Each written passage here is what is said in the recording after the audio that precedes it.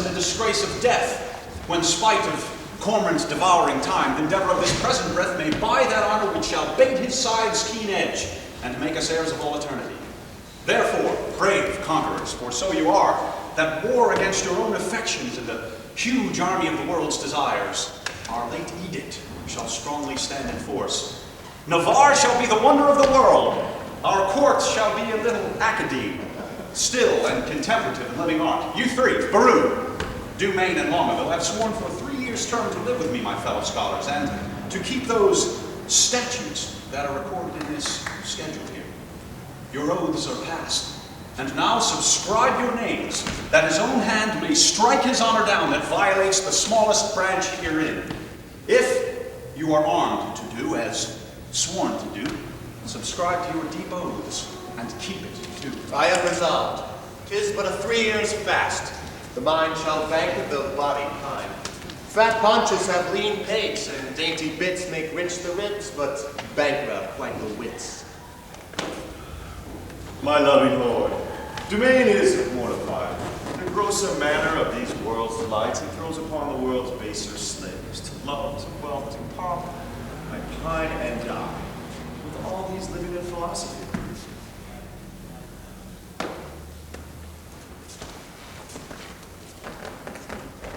I can but say their protestation over.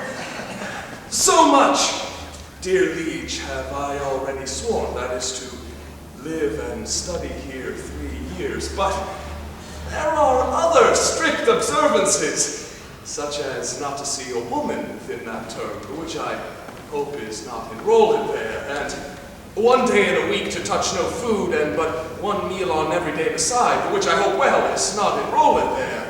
And to sleep but 3 hours in the night, and not be seen to wink of all the day, when I was wont to sleep all night, and make a dark night too of half the day, the which I hope is not enrolled there. These are barren tasks, too hard to keep. Not to see ladies, study, fast, not to sleep. Your oath is passed, to pass away from these. Oh, let me say no, my liege, and if you please, I only swore to study with your grace and stay here in your court for 3 years' space. You swore to that, Baroon, and to the rest. Why, nay, sir, that I swore in jest. What is the end of study?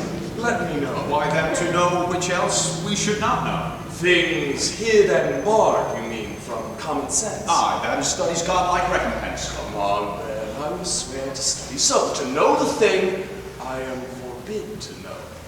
As thus, to study where I well may dine when to feast, I expressly am forbid. Or study where to meet some mistress fine, when mistresses from common sense are hid.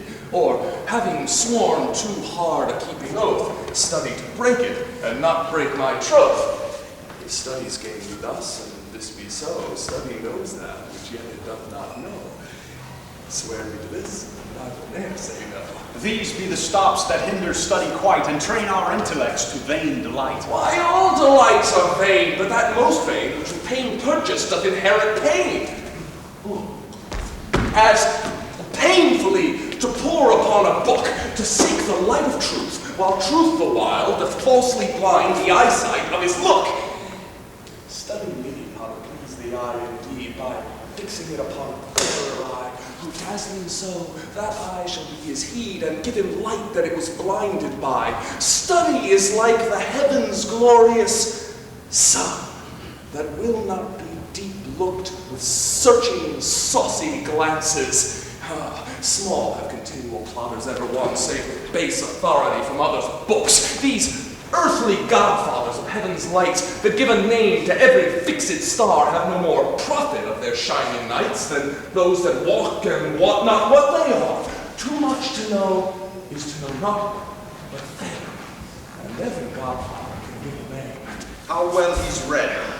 To reason against reading. Proceeded well, to stop all good proceeding. He weeds the corn and still lets grow the weeding. The spring is near when green geese are breeding. How follows that? Fitness, place, and time. And reason nothing. Something then in rhyme. Baroon is like an envious sleeping frost that bites the firstborn infants of the spring. Say I am! Why should proud summer boast before the birds have any cause to sing? So you, to study now it is too late, climb o'er the house to unlock the little gate. Well, sit you out. Go home, Maroon. Adieu. No, my liege, no. I have sworn to stay with you, and though I for barbarism have spoken more than for that angel knowledge you can say, yet confident I'll keep what I have sworn and abide the penance of each 3 years' day. Give me the paper, let me read the same, and to the strict decrees I'll write my name. How well this yielding rescues thee from shame. Item, that no woman shall come a mile within my court. Hath this been proclaimed? 4 days ago. Let's read the penalty. Upon pain of losing her tongue. Who devised this penalty? Marry, that did I.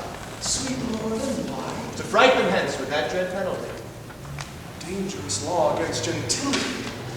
Item, if any man be seen to talk with a woman within the term of 3 years, he shall endure such public shame as the rest of the court can possibly devise. This article, my liege, yourself must break. For well you know, here comes an embassage, the French king's daughter, with yourself to speak, a maid of grace and complete majesty, about surrender up of Aquitaine to her decrepit, sick, and bedrid father. Therefore is this article made in vain. Vainly comes the admired princess hither. What say you, lords? Why, this was quite forgot. So study evermore is overshot. While it doth study to have what it would, it doth forget to do the thing it should. And when it hath the thing it hunteth most, 'tis one as pounds with fire. So one, so lost. We must of force dispense with this decree. She must lie here on mere necessity. Necessity will make us all forsworn 3,000 times within this 3 years' space. So to the laws at large I write my name. But I believe, although I sin so loath, I am the last will last keep his oath.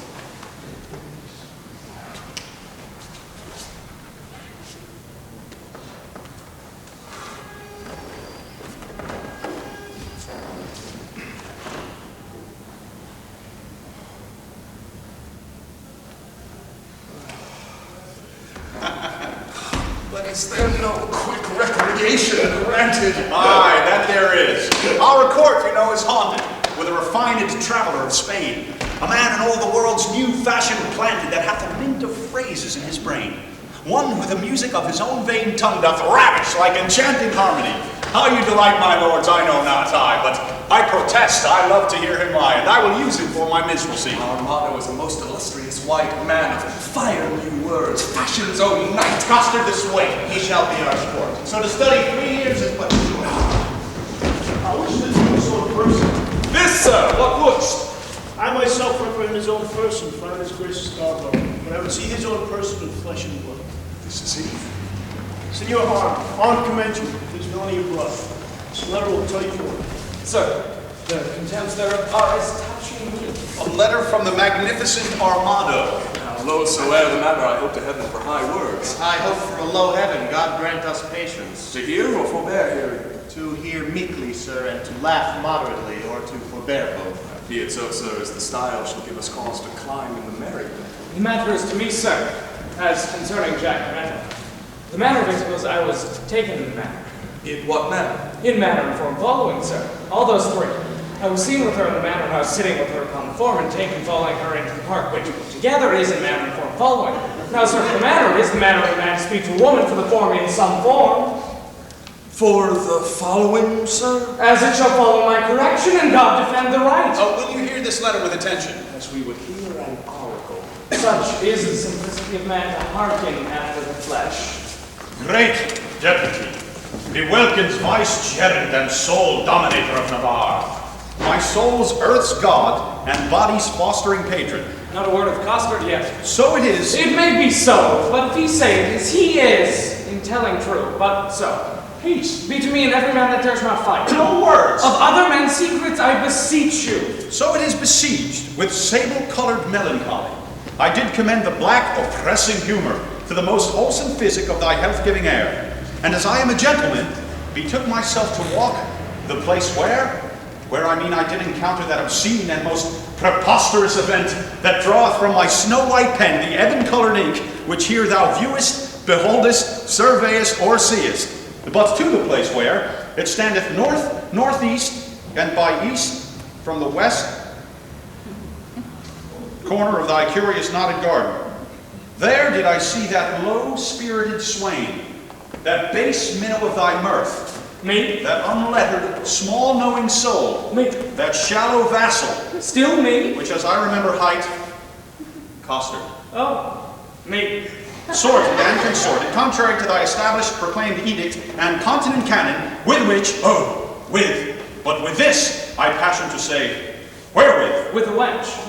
With the child of our grandmother Eve, a female, or for thy more sweet understanding, a woman. Him I, as my ever-esteemed duty pricks me on, have sent to thee to receive the meed of punishment by thy sweet grace's officer Anthony Dull, a man of good repute, bearing, carriage, and estimation. Me, and shall please you. I am Anthony Dole. For Jacquinetta, so is the weaker vessel called, which I apprehended with the aforesaid swain, I keep her as a vessel of thy law's fury, and shall at the least of thy sweet notice bring her to trial. Thine in all compliments of devoted and heart-burning heat of duty, Don Adriano de Armado. This is not so well as I hoped for, but the best yet that ever I heard. Aye, the best for the worst. But sir, what say you to this? Sir, I confess the wench. Did you hear the proclamation? I do confess much of the hearing of it, but little of the marking of it. It was proclaimed a year's imprisonment to be taken with a wench. I was taken with none, sir. I was taken with a damsel. Well, it was proclaimed damsel. Well, she was no damsel neither, sir. She was a virgin. It is so very too, for it was proclaimed virgin. If it were, then I deny her virginity. I was taken with a maid. This maid will not serve your turn, sir. This maid will serve my turn, sir. Sir, I will pronounce your sentence. You shall fast a week with bran and water. I had rather pray month and mine and pour it. And Don Armado shall be your keeper. My Lord Maroon, see him delivered o'er. That go we, lords, to put in practice that which each to the other hath so strongly sworn. Lay my head and good man's hat. These oaths and laws will prove an idle scorn. Sirrah, come on. Sir, I suffer for the truth of it. For true it is I was taken with Jacquinetta, and Jacquinetta is a true girl, and therefore welcome the sour cup of prosperity. Affliction may one day smile again, until then sit we down, sorrow.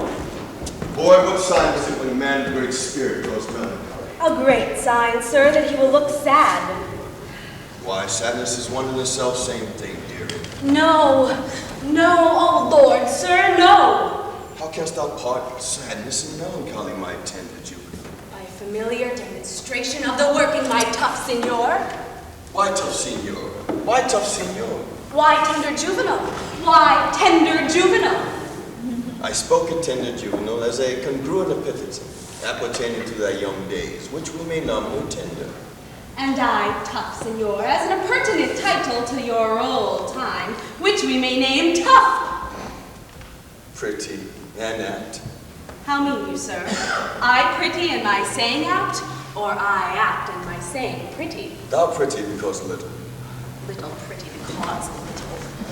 Wherefore apt? and therefore apt because quick. Speak you this in my praise, master? In thy condign praise. I will praise an eel with the same praise. What, that an eel is ingenious? That an eel is quick. Thou art quick in thy answers, thou heateth my I blood. am answered, sir. I love not to be crossed. He speaks the mere contrary. Crosses love not him. I have promised to study 3 years with the Duke. You may do it in an hour, sir. Impossible. How many is one? Thrice told. I am ill at reckoning, and fitteth the spirit of a task. You are a gentleman and a gamester, sir. I confess both. Both are the varnish of a complete man. Then I am sure you know how much the gross sum of deuce ace amounts to, It doth amount to 1 more than 2. which the base vulgar do call 3. True. Why, sir, is this such a piece of study? Now, here is 3 studied ere you'll thrice wink, and how easy it is to put years to the word 3, and study 3 years in 2 words the dancing horse will tell you. A most fine figure. to prove you a cipher. I do hereupon confess, I am in love. And as it is base for a soldier to love, so am I in love with a base witch. If drawing my sword against the humor of affection would deliver me from the reprobate thought of it, I'd take Desire prisoner and ransom him to any French courtier for a new devised courtesy. Comfort me, boy. What great men have been in love? Hercules, master. Oh, most sweet Hercules. More authority, dear boy, name more. And child, my sweet, make the men of great repute and carriage. Samson, master, he was a man of good carriage, great carriage, for he carried the town gates upon his back like a porter, and he was in love. Oh, well-knit Samson, strong-jointed Samson, I do excel thee in my rapier, as thou didst me in carrying the gates. I am in love too. Who was Samson's love, dear Moat? A woman, master. Of what complexion? Of all the four, or the three, or the two, or one of the four. Tell me precisely, of what complexion? Of the seawater green, sir. Is that one of the four complexions? As I have read, sir, and the best of them too. Green is indeed a color of lovers. But to have a love of that color, methinks Samson had little reason for it. He surely affected her for her wit. It was so, sir, for she had a green wit. My love is the most immaculate white and red. Most immaculate thoughts, master, are masked under such colors. Define, well-educated infant. My father's wit and my mother's tongue assist me. Sweet invocation of a child, most pretty and pathetical. If she be made of white and red, her faults will be concealed. For blushing cheeks my faults are bred, and fears my white revealed. Then if she fear or be to blame, my youth will not be known. For still her cheeks possess the same which native she doth own. A dangerous rhyme, master, against the reason of white and red. Is it not a ballad, boy, of the king and the beggar? The world was guilty, sir, of such a ballad some 3 ages since. Then I shall have the subject newly written, that I might example my digression by some mighty precedent. Boy, I do love that country girl that I took in a park with the rational high and constant. She deserves well. To be whipped, and yet a better love than my master.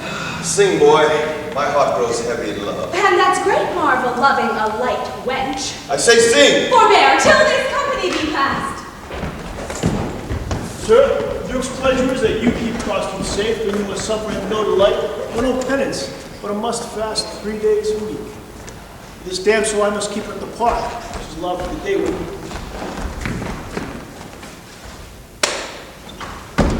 Ready, go. I do betray myself with blushing. Maid, Ma'am, I will visit thee at the lodge. that's hereby. I know where it is situated. Lord, how wise you are. I will tell thee wonders. With that face, I love thee, so I heard you say. and so farewell. Fair weather after you. Come, Jack, right away.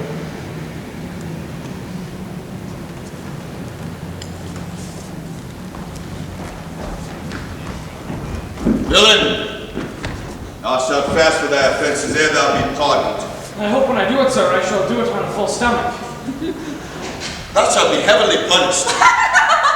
I am more bound you than your fellows, sir, for they are but lightly rewarded. Take away this villain. Shut him up. Come, you transgressing slave, away! Let me not be pent up, sir. I will fast being loose. No, sir, that were fast and loose, thou shalt to prison.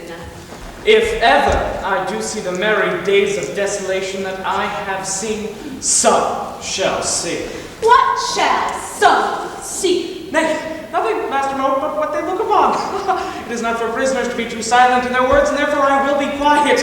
Thank God I have as little patience as another man, and therefore can be quiet. I do affect the very ground which is base, where her shoe, which is baser, guided by her foot, which is basest, doth tread. I shall be forsworn, which is a great argument of falsehood if I love. And how can that be true love, which is falsely attempted? Love is a familiar, love is a devil. There is no evil angel but love. Yet was Samson so tempted, and he had an excellent strength? Was Solomon so seduced, and he with a very good wit? Cupid's butt shaft is too hard for Hercules' club, and therefore too much odds for a Spaniard's rapier. The first and second calls will not serve my turn. The pasado he respects not. The duello he regards not. His disgrace is to be called boy, yet his glory to subdue men. Adieu, Bella, rust rapier. Be still, drum, for thy manager is in love. Yea, he loveth. Assist me some extemporal god of rhyme, for I am sure I shall turn sonnet, devise, wit, write, pen, for I am for whole volumes in full.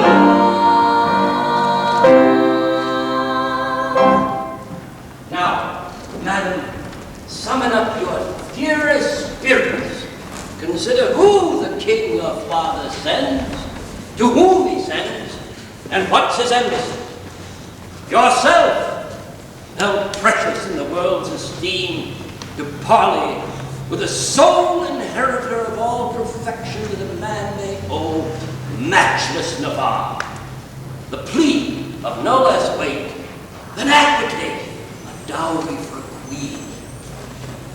Now as prodigal of all dear grace, as nature was in making graces dear when she did starve general world beside, and prodigally gave them all you. Good Lord Boyette, my beauty, though but mean, needs not the painted flourish of your praise. Beauty is bought by judgment of the eye, not uttered by base sale of chapmen's tongues. I am less proud to hear you tell my worth than you, much willing to be counted wise in spending your wit in the praise of mine. But now, to task the tasker. Good Boyette, you are not ignorant, all telling fame doth noise abroad, Navarre hath made a vow. Till painful study shall outwear 3 years, no woman may approach his silent court. Therefore to us seemeth it a needful course, before we enter his forbidden gates, to know his pleasure. And in that behalf, bold of your worthiness, we single you as our best moving fair solicitor. Tell him that the daughter of the King of France, on serious business, craving quick dispatch, importunes personal conference with his grace. Haste! Signify so much, while we attend, like humble-visaged suitors, his high will. Proud employment, willingly I go. All pride is willing pride, and yours is so. Who are the votaries, my lovely lord, that are wild fellows with this virtuous duke? Lord Longueville is one. Know you the man? I know him, madam. At a marriage feast between Lord Perigord and the beauteous heir of Jaques Falconbridge, solemnized in Normandy, saw I this Longueville, a man of sovereign parts. Peerless is he esteemed, well fitted in arts, glorious in arms. Nothing becomes him ill that he would well. The only soil of his fair virtue's gloss, if virtue's gloss will stain with any soil, is a sharp wit, matched with too blunt a will, whose edge hath power to cut, whose will still wills, it should none spare that come within his power. Some merry mocking lord belikest so? They say so most that most his humors know. Such short-lived wits do wither as they grow. Who are the rest? The young Dumaine, a well-accomplished youth, of all that virtue love for virtue love, most power to do most harm, least knowing ill. For he hath wit to make an ill shape good, and shape to win grace, though he had no wit. I saw him at the Duke of Lenzon's once, and much too little of that good I saw is my report to his great worthiness. Another of these his students at that time was there with him. If I have heard a truth, Baroon they call him. But a merrier man, within the limit of becoming mirth, I've never spent an hour's talk with all. His eye begets occasion for his wit.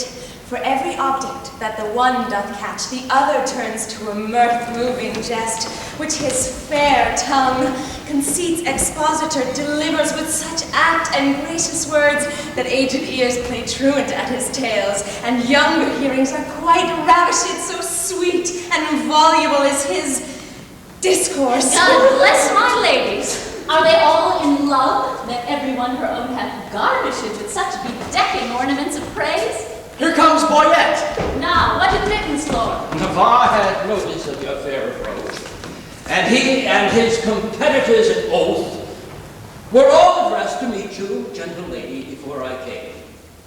Mary, thus much I have heard. He rather means to lodge you in the field, like one that comes here to besiege his court, with seek a dispensation for his oath, to let you enter his unpeopled house. Here comes Navarre.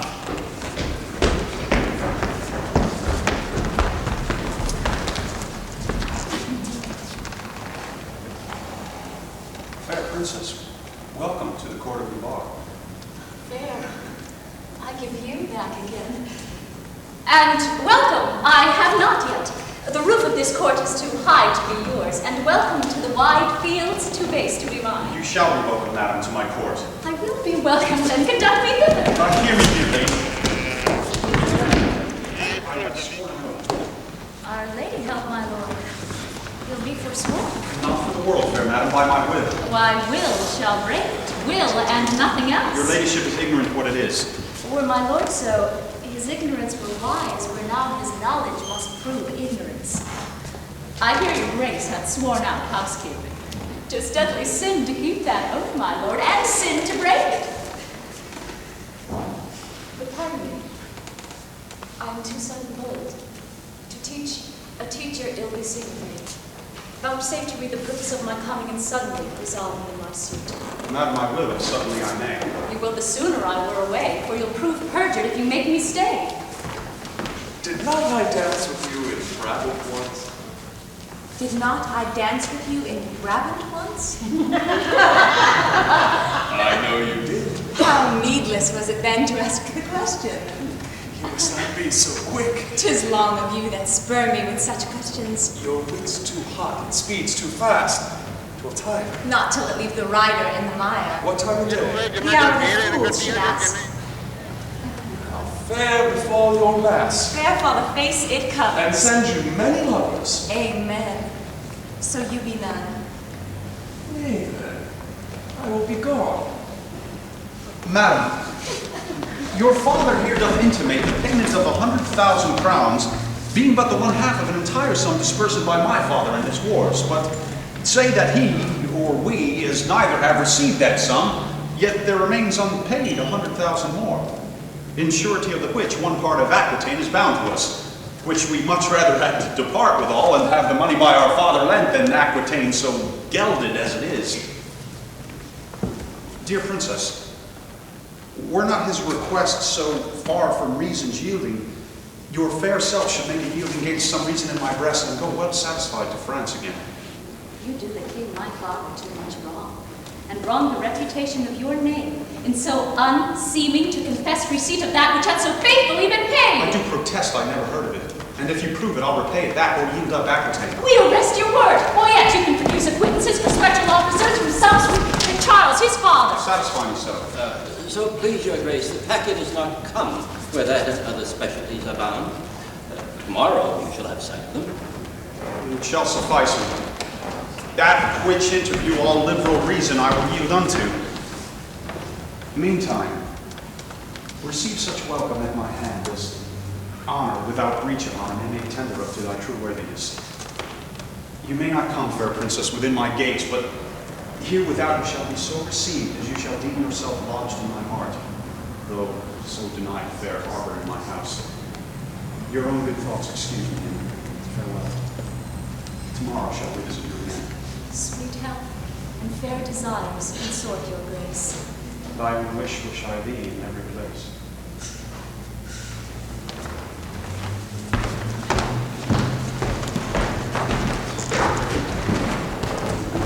Sir, I pray thee a word. What lady is that saying? The heir of Valenzen, Catherine, her name. A gallant lady, sir. Monsieur, fare you well. I beseech you a word. What is she in the white? A woman, sometimes, and is here in the light. Chance light in the light. I desire her name. Death but one for her son. To desire that were a shame. Thank you, sir. Who is daughter? Her mother's a... God's blessing on your being. Good sir, be not offended. She is an heir of Falconbridge. Nay, my caller is ended. She is a most sweet lady. Not unlike, sir, that may be.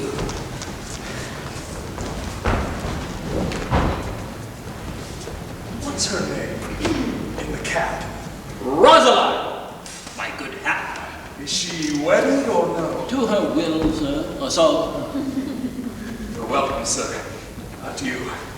Farewell to me, sir, and welcome to you. That last is Baroon, the merry madcap lord. Not a word with him but a jest. And every jest but a word. It was well done of you to take him at his word. I was as willing to grapple as he was to pull. 2 hot sheets, Mary. And wherefore not ships?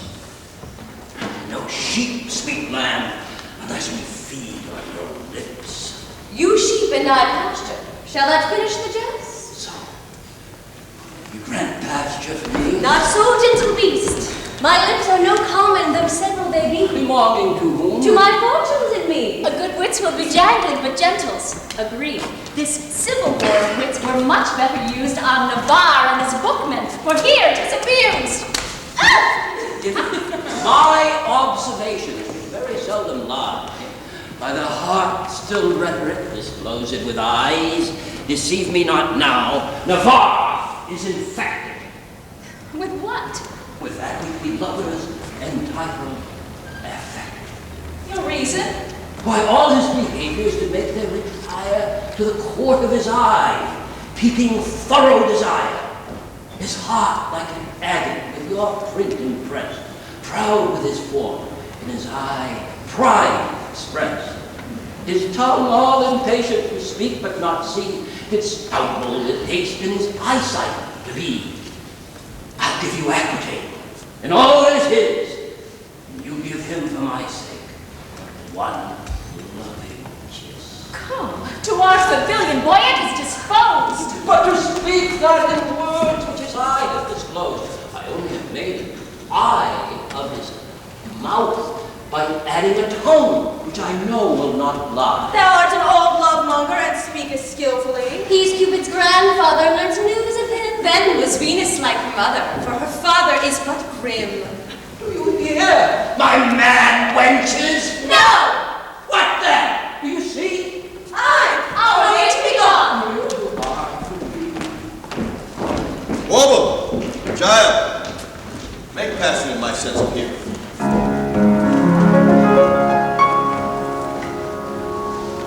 How low she is, and nights so high, where star and starry she can die. Does Cupid see us two combined? He must be blind. He must be blind.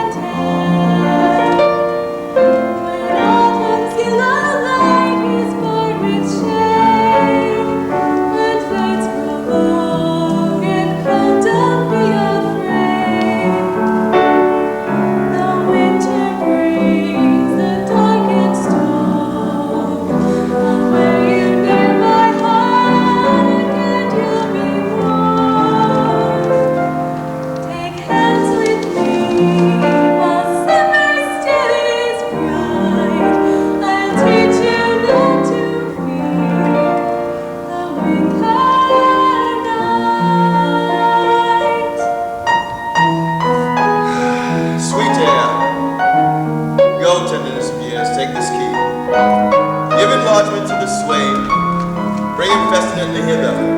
I must employ him in a letter to my love. Take hands with me, the summer still is bright. I'll teach you not to fear the winter night.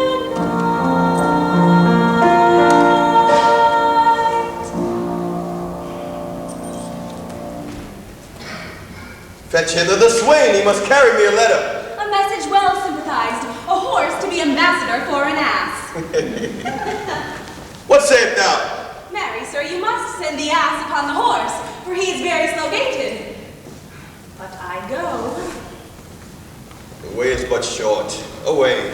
As swift as lead, sir. The meaning, pretty ingenious. Is not lead a metal heavy, dull, and slow? Be it may, honest master, or rather, master, no. I say lead is slow. You are too swift, sir, to say so. Is that lead slow which is fired from a gun? Sweet smoke of rhetoric, he reputes me a cannon. And the bullet that's he, I shoot thee at the swain. Stump then, and I'll flee. A most acute juvenile, both valuable and for your grace. By thy favor, sweet welcome, I must sign thy face. Most rude melancholy, valor gives thee peace. My herald is returned. Oh, wonder, master! Here's a costard broken in a shin. Some enigma, some riddle? No, come, let envoy begin. No enigma, no riddle, no envoy, no salve in the mail. Sir, oh sir, plantain, a plain plantain. By virtue thou enforcest laughter, thy silly thoughts, my spleen. The heaving of my lung provokes me to ridiculous smiling. Oh, pardon me, my stars. Doth the inconsiderate take salve for l'envoy, and the word l'envoy for salve? Do the wise think them other? Is not l'envoy a salve? No, page, it is an epilogue, or discourse to make plain. Some obscure precedents that hath tofore been saying.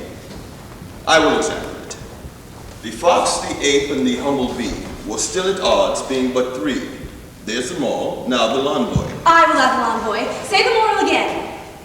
The fox, the ape, and the humble bee were still at odds, being but three. Until the goose came out of door and stayed the odds by adding 4. Now will I begin the moral, and do you follow with my l'envoy. The fox, the ape, and the humble bee were still at odds, being but 3. Until the goose came out the door and stayed the odds by adding 4. A good l'envoy ending in the goose, would you desire more? The boy hath sold him a bargain, a goose that's flat. Sir, your pennyworth be good and your goose be fat. To sell a bargain well is as cunning as fast and loose. Let me see a fat l'envoy. Aye, that's the fat goose! Come hither! Come hither! How did this argument begin? By saying that a costard was broken in a shin, then called you for the l'envoy. True, and I for a plantain. Thus came your argument in. The boy's bargained the goose that you bought, and he entered the market. But tell me, how was there a costard broken in a shin? I will tell you sensibly. Thou hast no feeling in the commode. I shall speak that l'envoy. I coster, running out that was safely within, fell o'er the threshold and broke my shin. We will talk no more of this matter. Till there be more matter in the shin, sir. Sir Costard, I do enfranchise thee. Oh? Marry me to one Francis, I saw some l'envoy, some goose in this. By my sweet soul, I mean setting thee at liberty, in freedom in thy person. Thou art immured, restrained, captivated, bound. True, and now you will be my purgation and let me loose. I give thee thy liberty, set thee from durance, and in lieu thereof, impose on thee nothing but this. Bear the significant to the country made Jacqueline. There is remuneration. Because the best word of mine honor is rewarding my dependents. Mort! Follow! Like the sequel, I, Signor Costard, adieu. My sweet ounce of man's flesh, my incarnate Jew. Now will I look to his remuneration. Remuneration. Oh, that's a Latin word for 3 farthings. 3 farthings, remuneration. What's the price of that inkle? 1 penny. No, I'll give you remuneration. Why, it carries it. This is a fairer name than French crown. I will never buy and sell out of this world. Ah, my good name, Costa. Exceedingly well met. Pray me, sir, how much coronation ribbon may a man buy for a remuneration? What's a remuneration? Marry, sir, 8 penny farthing. Why then, 3 farthings worth of silk. Thank your worship. God be with you. Slave, slave, I must employ thee. As thou wilt win my favor, good my knave, do one thing for me that I shall entreat. When would you have it done? This afternoon. I shall do it, sir. God be with you. Thou knowest not what it is. I shall know, sir, when I have done it. Nay, sir, thou must know us before. I will come to your worship tomorrow morning. It must be done this afternoon. Our slave, it is but this. The princess comes here in the park to hunt. In her train there is a gentle lady who in tongue speaks sweetly, then they name her name, and Rosaline they call her. Ask for her, and to her white hand see thou commend this sealed up letter. There's thy guerdon. Go. Garden? Most sweet garden, better than remuneration. 11 pence farthing better. I shall do it, sir, in print. Garden remuneration. Oh. And I, forsooth, in love, I that have been love's whip, a very beadle to a humorous sigh, a critic, nay, a night watch constable, a domineering pedant, or the boy than whom no mortal so magnificent, this wimpled, whining, purblind, wayward boy, this senior, junior, giant, dwarf, Dan Cupid, regent of love rhymes, lord of folded arms, the anointed sovereign of sighs and groans, liege of all loiterers and malcontents, dread prince of plackets, king of cod pieces, sole imperator and great general of trotting parators. Oh, my little heart. And I to be a corporal of his field and wear his colors like a tumbler's hoop. What? I love, I sue, I seek a wife, a woman that is like a German clock, still a repairing, ever out of frame and never going to right, being a watched, but being watched still, that it may still go right. Aye, to be perjured, which is worst of all, and among 3, to love the worst of all. A whitely wanton with a velvet brow, with 2 pitched balls stuck in her face for eyes, and I to watch for her, to sigh for her, to pray for her. Oh, Toe, it is a plague that Cupid will impose on me for my neglect of his almighty, dreadful little might.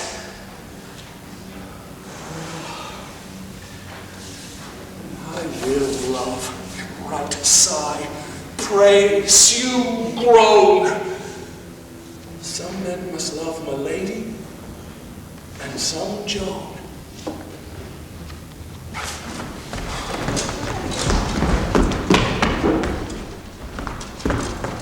Is that the king that spurred his horse so hard against the steep uprising of the hill? I know not, but I think it was not he. Whoever he was, he showed a mounting mind. Well, lords, today we shall have our dispatch. On Saturday we will return to France. Then, Forrester, my friend, where is the bush that we must stand and play the murderer in? Hereby, upon the edge of yonder coppice, a stand where you may make the fairest shoot. I thank my beauty, I am fair that shoot, and thereupon thou speakest of the fairest shoot. Pardon me, madam, for I meant not so. What? First praise me and again say no? Oh, short-lived pride, not fair, alack for woe! Yes, madam, fair. Nay, never paint me now, where fair is not, praise cannot mend the brow. Here, good my glass, take this for telling true. Fair praise for foul words is more than due. Nothing but fair is that which you inherit. See, my beauty will be saved by merit. Oh, heresy! courtesy and fair fit for these days. A giving hand, though foul, shall have fair praise. Do not curse wives hold that self-sovereignty only for praise sake, when they strive to be lords o'er their lords. Only for praise, and praise may we afford to any lady that subdues a lord. But come the ball, now beauty goes to you. Why should I have my dear, and yet I will, that my real friends are urging me on to take my chance before my chance is gone. Drinking their praise, my thirst for glory climbs, and I grow guilty of delicious eyes. Cupid, see the arrow, follow it as it flies. Cupid, guide my golden arrow right between his beautiful eyes. Cupid, be my teacher. Cupid, please take my part. Make me up this prince-turned preacher. Send me to his heart. I have in my quiver what will make him shiver when I deliver it to his Cupid, be my teacher. Cupid, take my part. Cupid, guide my golden arrow right to his heart, to his heart.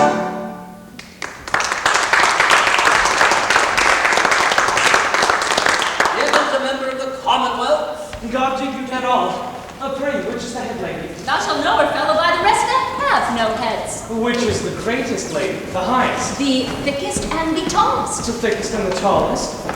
It is so, truth is truth. And your waist, mistress, were as slender as my wit. One of these maids' girdles for your waist should fit. Are not you the chief woman? You are the thickest here. What's your will, sir? What's your will? I have a letter from Monsieur Baroon to one lady, Rosalind. Oh, thy letter! He's a good friend of mine. Stand beside me there. Quiet! You can talk. Break open this capon. Undeserved. This letter is mistook. It importeth none here. It is written to Jacqueline. We will read it, I swear. Break the neck of the wax and everyone give ear.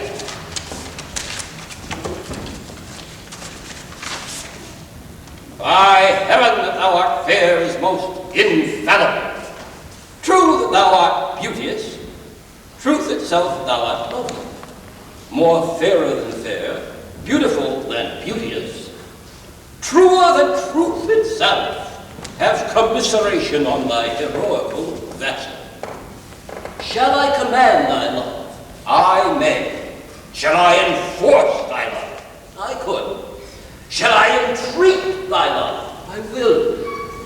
Thus expecting thy reply, I profane my lips on thy feet, my eyes on thy picture, and my heart on thy every part.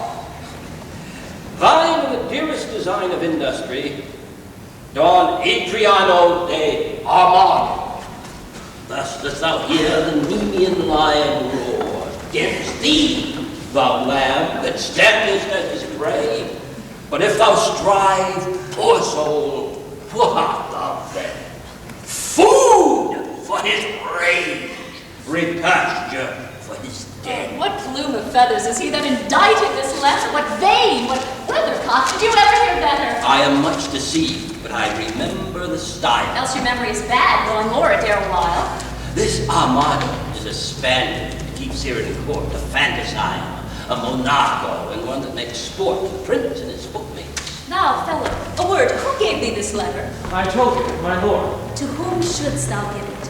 From my lord to my lady. From which lord to which lady? From my lord Baroon, a good master of mine, to one lady of France that he called Rosalind. Thou hast mistaken his letter. Come, lords, away. Here, sweet, put up this. 'Twill be thine another day.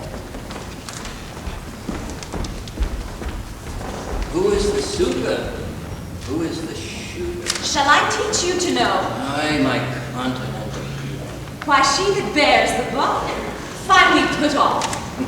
My lady goes to kill horns, but if thou marry, hang me by the neck if that year horns miscarry. Finally put on. Why, then I am the shooter. And who is your dear? If we choose by the horns, yourself. Come not near. Finally put on, indeed. You still wrangle with her, boy, and she strikes at the brow. But she herself is hid. Lower, have I hit a nun? Shall I come upon thee with an old saying that was a man when King Pepin of France was a little boy, as touching the hit it? So that I may answer thee with one as old that was a woman when Queen Guinevere of Britain was a little wench, as touching the hit it. Thou canst not hit it, hit it, hit it. Thou canst not hit it, my good man.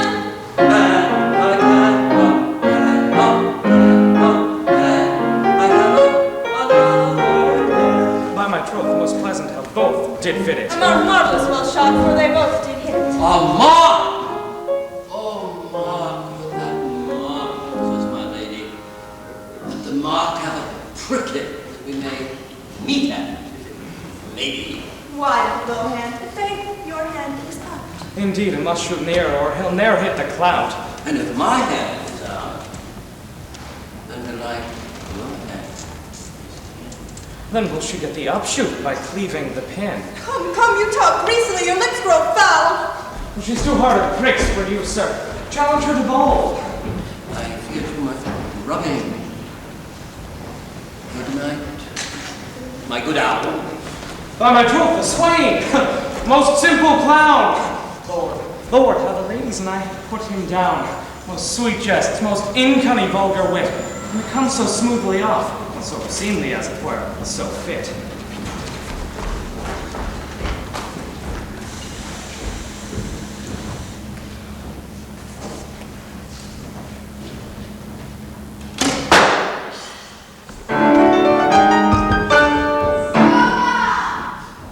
Very reverend sport, truly, and done in the testimony of a good conscience. The deer was, as you know, in saintless blood.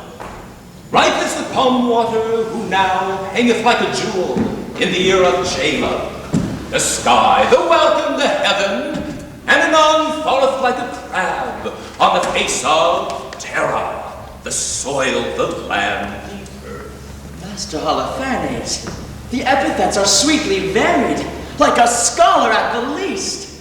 But, sir, I assure ye it was a buck of the first hand. Sir Nathaniel, Ode Credo. It was not an old Grado. It was a pricket. Most barbarous intimation, and yet a kind of insinuation, as it were, in via, in way of explication. Facere, as it were, replication, or rather ostentare, to show, as it were, his undressed, uneducated, unpruned, untrained, or rather, unlettered, or rather est, unconfirmed fashion, to insert again my old credo for a deer. I said it was not an old Grado. I said it was a pricket. Twice sod simplicity. As doctor, sir, he had never fed of the dainties that are bred in a book. He hath not ate paper, as it were. He hath not drunk ink. His intellect is not replenished. He is only an animal, only sensible in the duller parts. For as it would ill become me to be vain, indiscreet, or a fool, so were there a pack set on learning to see him in a school. You two are book. Can you tell me by your wit, what was a month old at Cain's birth that's not 5 weeks old as yet? Dictina, Goodmando. Dictina, Goodmando. A title to Phoebe, to Luna, to the moon. The moon was a month old when Adam was no more, and wrought not to 5 weeks when he came to 50. The illusion holds in the exchange. 'Tis true indeed. The collusion holds in the exchange. God, comfort thy capacity! I say the illusion holds in the exchange. And I say the collusion holds in the exchange. For the moon is never but a month old. But I said it was a cricket that the princess killed. Sir Nathaniel, will you hear an extemporal epitaph on the death of a deer? And to humor the ignorant, call I the deer the princess killed a cricket. Herr J. Good Master Holofernes, Herr J. So it shall please you to abrogate scurrility. I will something. The letter for an argues facility. The prayful princess pierced and pricked a pretty, pleasing pricket. Some say a sword, but not a sword, till now made sore from thicket. The dogs did yell, put L to sore, then sorrel jumps from thicket. A pricket sore or else sorrel, the people fall a-hooting. If one sore eye an 100 make by adding but one more L.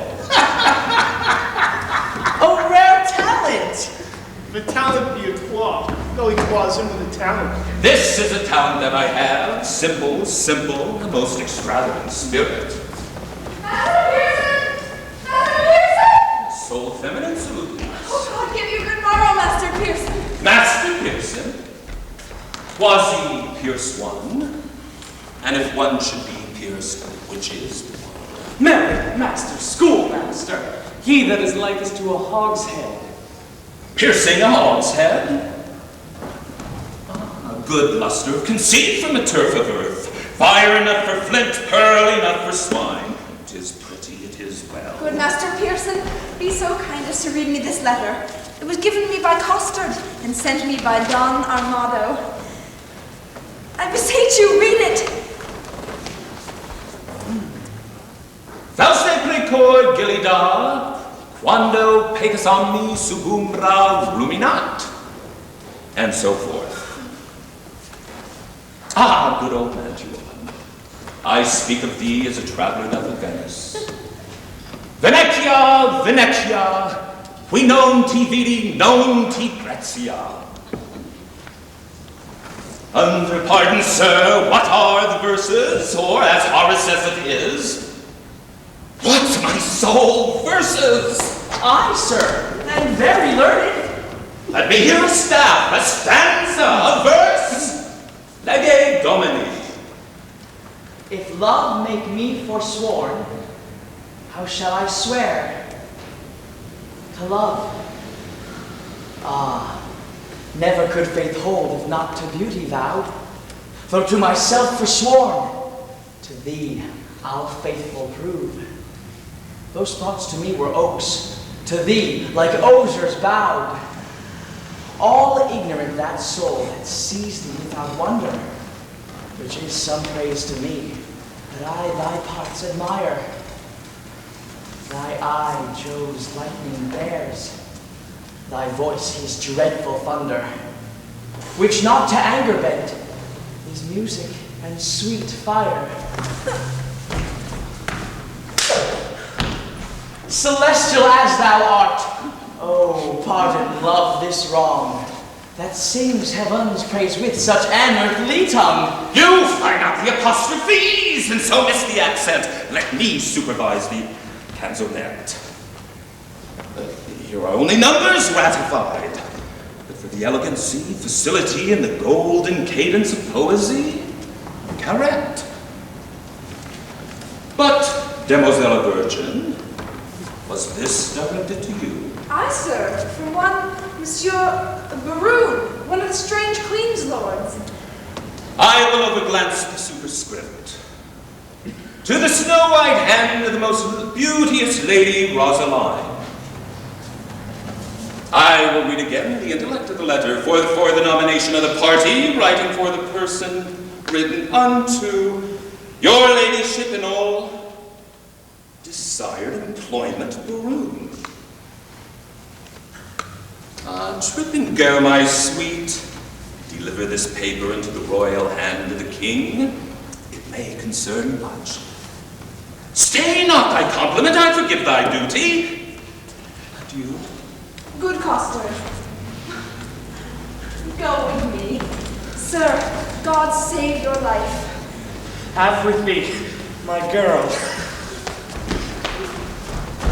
Sir, you have done this in the fear of God, very religiously.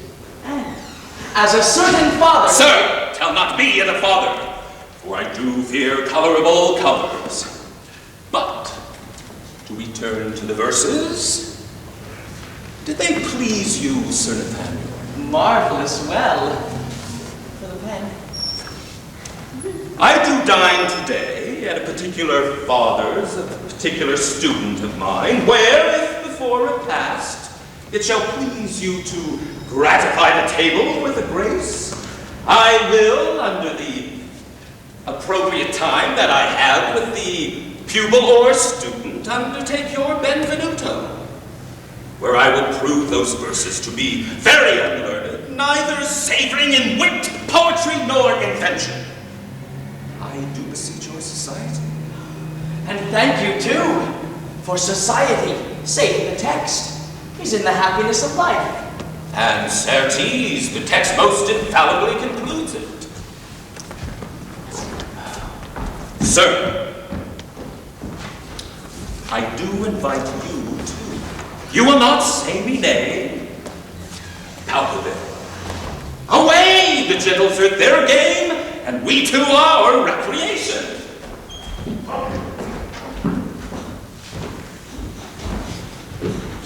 The king is hunting the deer. I am coursing myself. They have pitched a toil, I am toiling in a pitch. Pitch that defiles. Defile. Foul word. Well, set thee down sorrow, for so they say the fool said, and so say I, and I, the fool. Well-proved wit. By the Lord, this love is as mad as Ajax. It kills sheep. It kills me. I a sheep. Well-proved again on my side.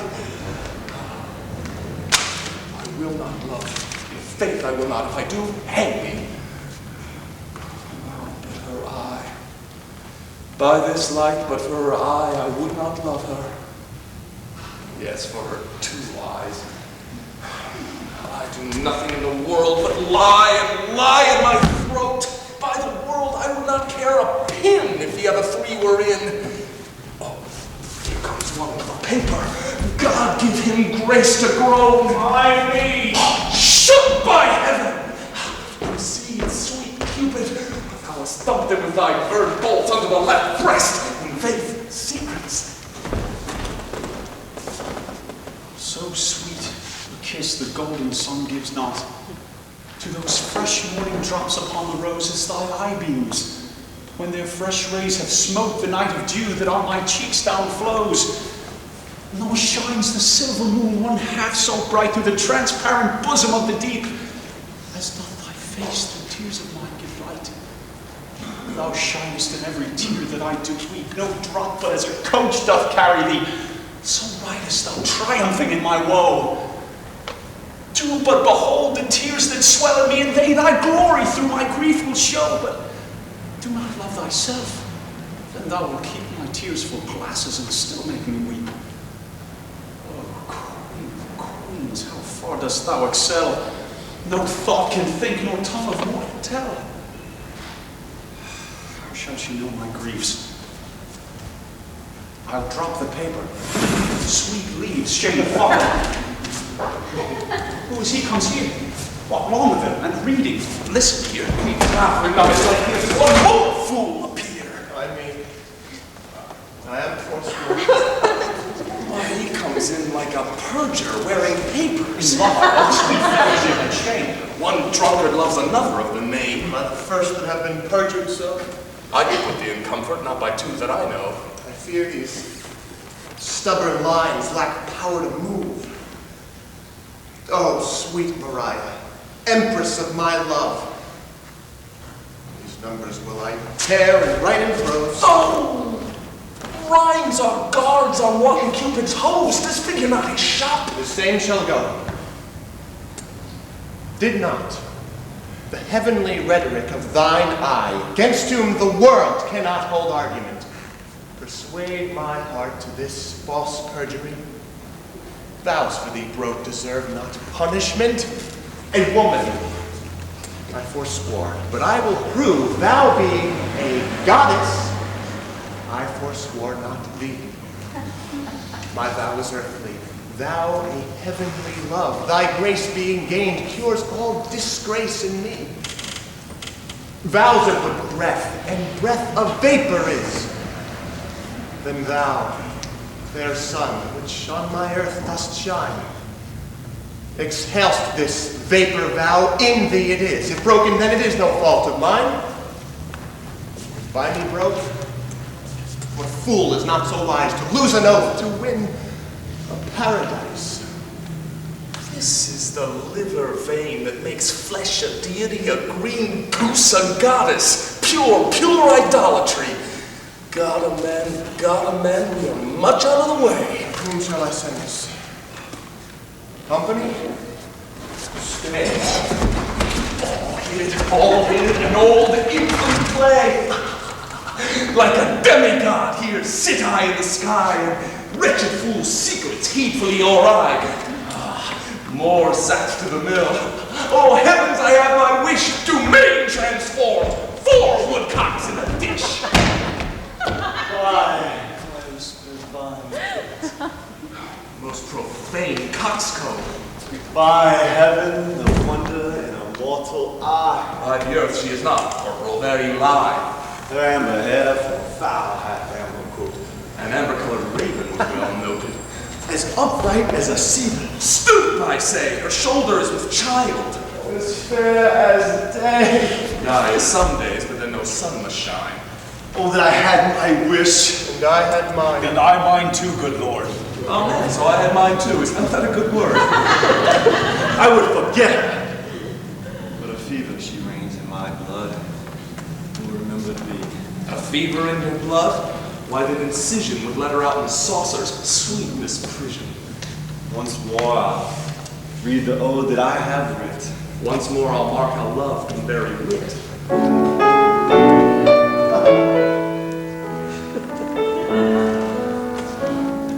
On a day, alack the day, love whose path is ever made, spy a blossom passing fair, the rain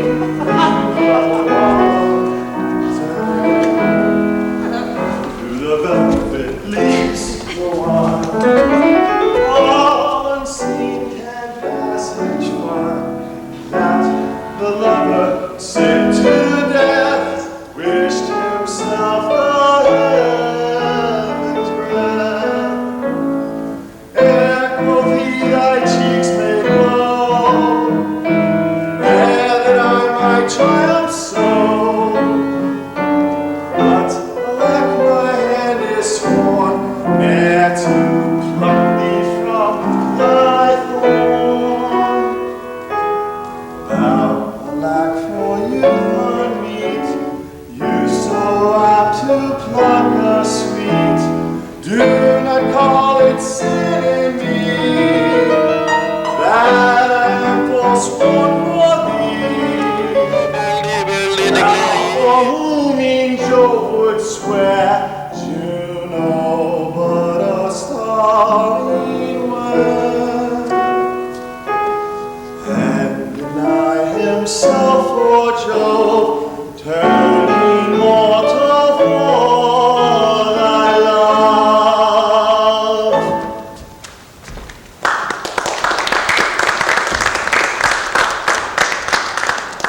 This I will send, and something else more plain, that shall express my true love's fasting pain.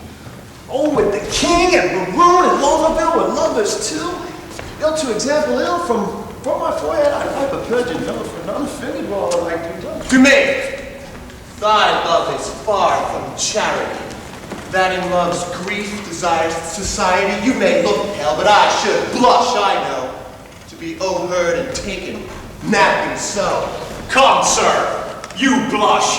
As his your case is such, you chide at him, offending him twice as much. You do not love Maria.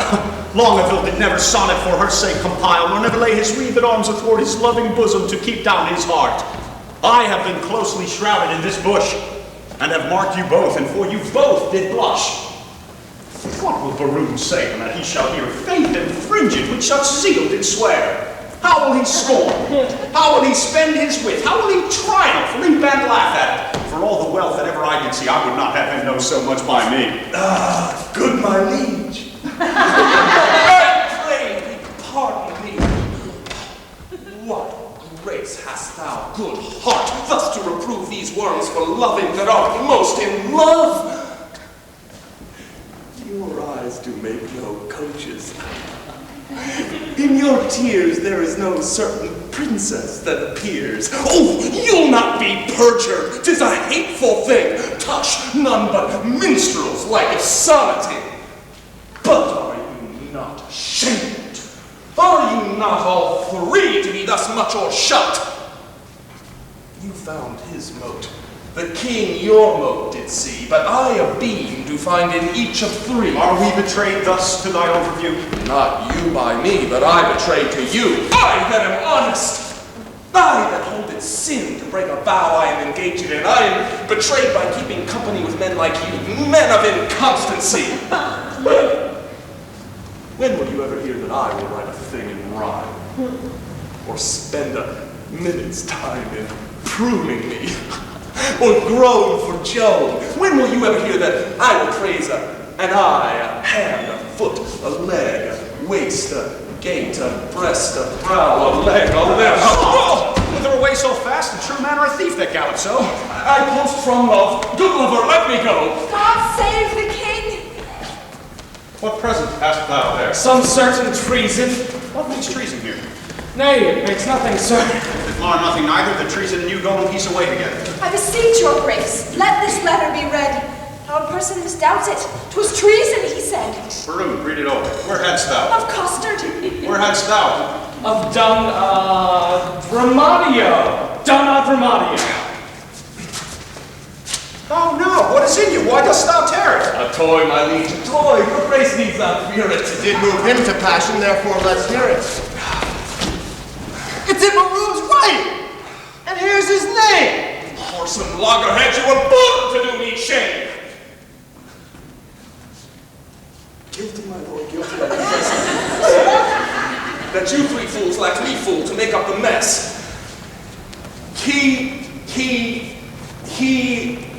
and you, and I, my liege, are pig purses in love, and we deserve to die. Oh, dismiss this audience, and I will tell you more. Now the number's even. True, true, we are four. Let these turtles be gone. Sirs, away. Walk aside the true folk, and let the traitors stay.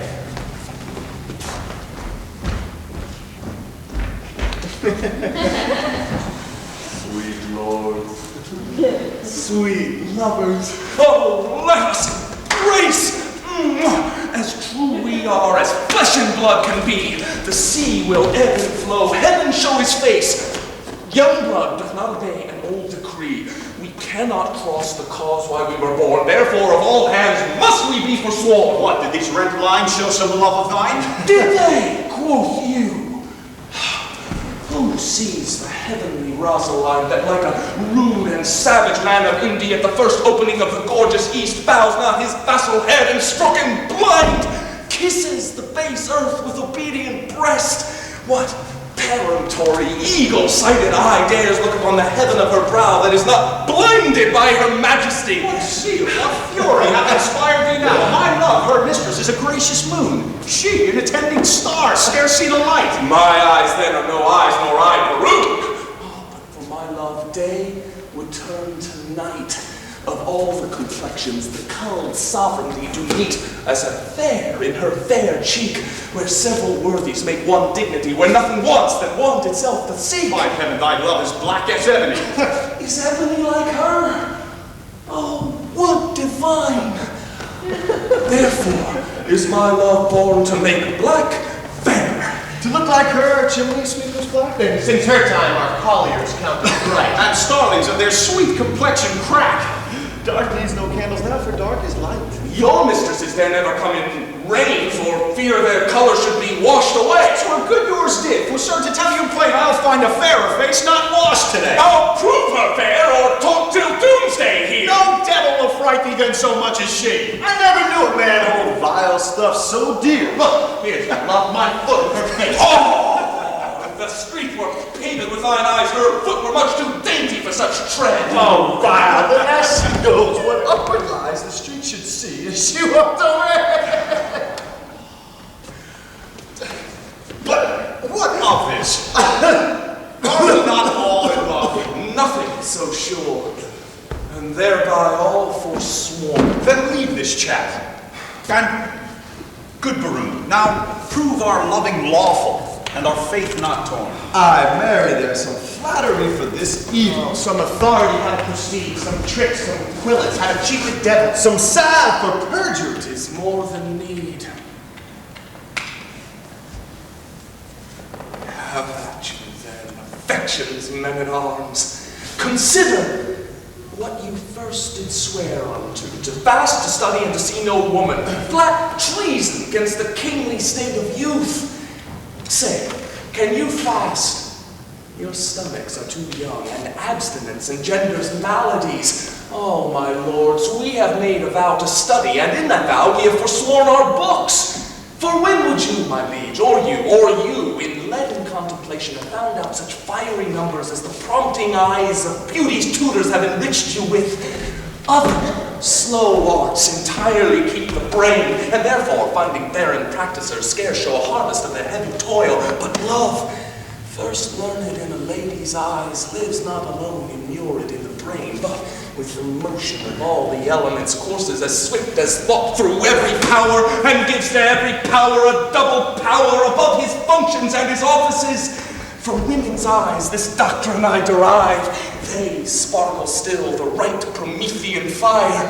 They are the books, the arts, the academies that show, contain, and nourish all the world. Else none at all in aught proves excellent. Then fools you were these women to forswear, or, keeping what is sworn, you will prove fools. For wisdom's sake, a word that all men love, or for love's sake, a word that loves all men, or for men's sake, the authors of these women, or for women's sake, by whom we men are men.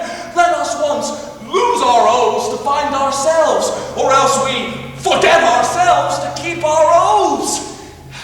It is religion to be thus forsworn, for charity itself fulfills the law, and who can sever love from charity?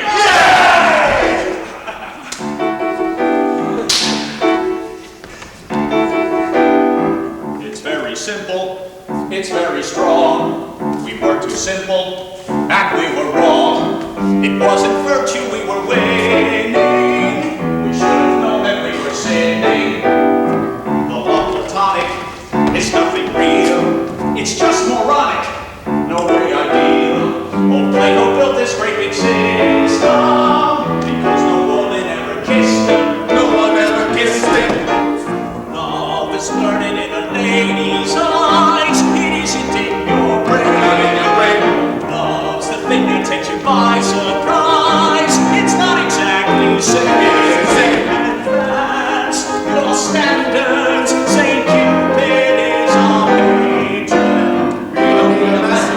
what needs a masterpiece? Action like a play, or the dance to catch the eye. Display, no dance, something else, something small, something sharp, a masquerade. For Rosaline, for Mary, a majesty. And I will love only her till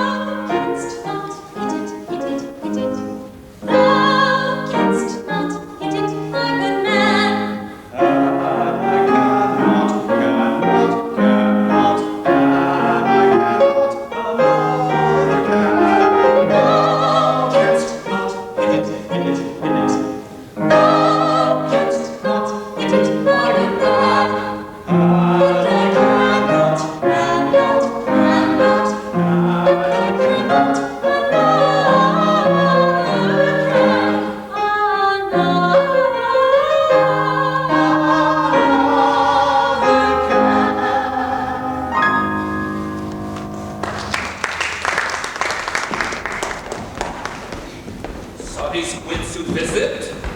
I thank the Lord for you, sir, for your reasons at dinner have been sharp and sententious, pleasant without scurrility, witty without affection, audacious without infancy, learned without opinion, and strange without heresy.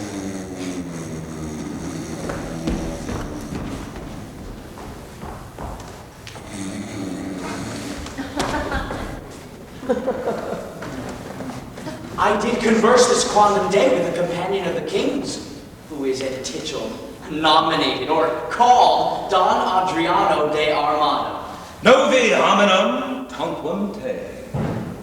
His humor is lofty, his discourse peremptory, his tongue filed, his eye ambitious, his gait majestical, and his general behavior vain, ridiculous, and thrasonical.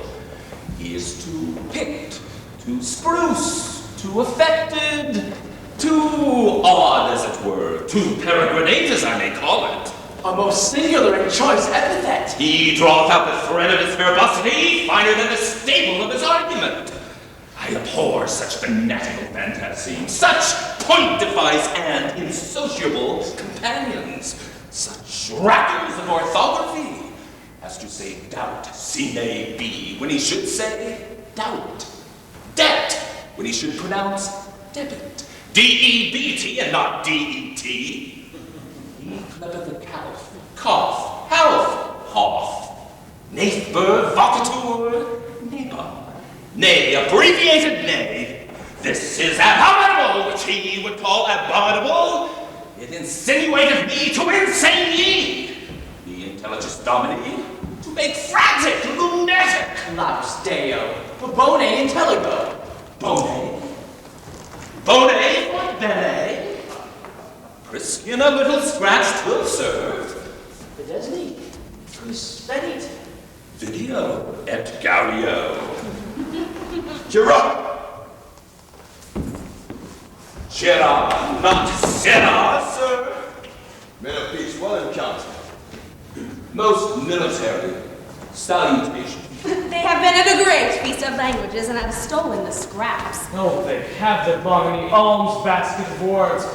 I marvel thy master hath not eaten thee for a word. Thou art not so long by the head as honorific affilitudina doubtless, or it is your swallowed in a flat bragging. Peace! The peal begins. Monsieur, are you not led? Yes, yes, he teaches boys the horn book. What is A-V spelled backward with the horn on his head? Bob Pritzia with a horn added. Bob, no silly sheep with the horn. You hear his learning? Quis thou consonant? The last of the 5 vowels if you repeat them, or the 5th if I will repeat them. A, E, I. The sheep! The other 2 concludes it. Oh, you! Now, by the false way of the Mediterranean. A sweet touch, a quick bend of wits, hip snap quick. And home, it rejoiceth my intellect. True wit. And I have but 1 penny in the world, thou shouldst have it by gingerbread. Hold! There's the very remuneration I had of thy master. Thou halfpenny birds of wit, thou pigeon egg of discretion. And the heavens were so pleased that thou were but my bastard. What a joyous father thou wouldst make me. Thou hast it at dunghill at the fingers' ends, as they say. Ooh, I smell false Latin. Dunghill for unguent. Archman, preeminent. We will be singled from this barbers. Do you not educate youth at the charge house on the mountain? Ormon's the hill. At your sweet pleasure, for the mountain. I do, sans question.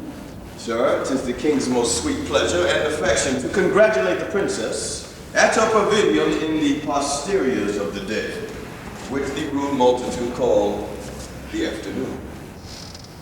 Posteriors of the day. Most generous sir, is liable, congruent, and measurable for the afternoon. The word is well culled, choice, sweet, and that I do assure you, sir, I do assure. Sir, the king is a noble gentleman. And my family, I do assure you that, vous frère. For what is inward between us, let it happen. And for other nothing fortune, attend cities aren't an important thing too. But let that pass. The very all in all is. But sweetheart, I do implore secrecy. The king would have me present the princess sweet choice, some delightful ostentation or show or pageant or antic or firework. Now, understanding that the curates and your sweet self are good at such eruption and breaking out of mirth, as it were, I have acquainted you with all, to the end to crave your assistance. Sir, you shall present to her the 9 words. Sir Nathaniel! In concerning some entertainment of time, some show in the posteriors of the day, to be rendered by our command, the king's command, and this most learned, gallant, illustrate gentleman, before the princess, I say none so fit as to present the 9 worthies. Where will you find men worthy enough to present them? Joshua yourself. This learned gentleman, Judas Maccabeus, this swain, because of his great limb or joint, shall pass Pompey the Great, the page Hercules. Well done, sir. Error. He is not quantity enough for that worthy's thumb. He is not so big as the end of his club. Shall I have audience? He shall present Hercules in minority. His excellent ender shall be strangling a snake, and I shall have an apology for that. An excellent device. So if any of the audience hiss, you may cry, well done, Hercules! Now thou crushest the snake! For the rest of the worthies, I shall present 3 myself. Thrice worthy gentlemen. shall I tell you a thing? We attend. We shall have in this vast knot an antic. I beseech you, follow.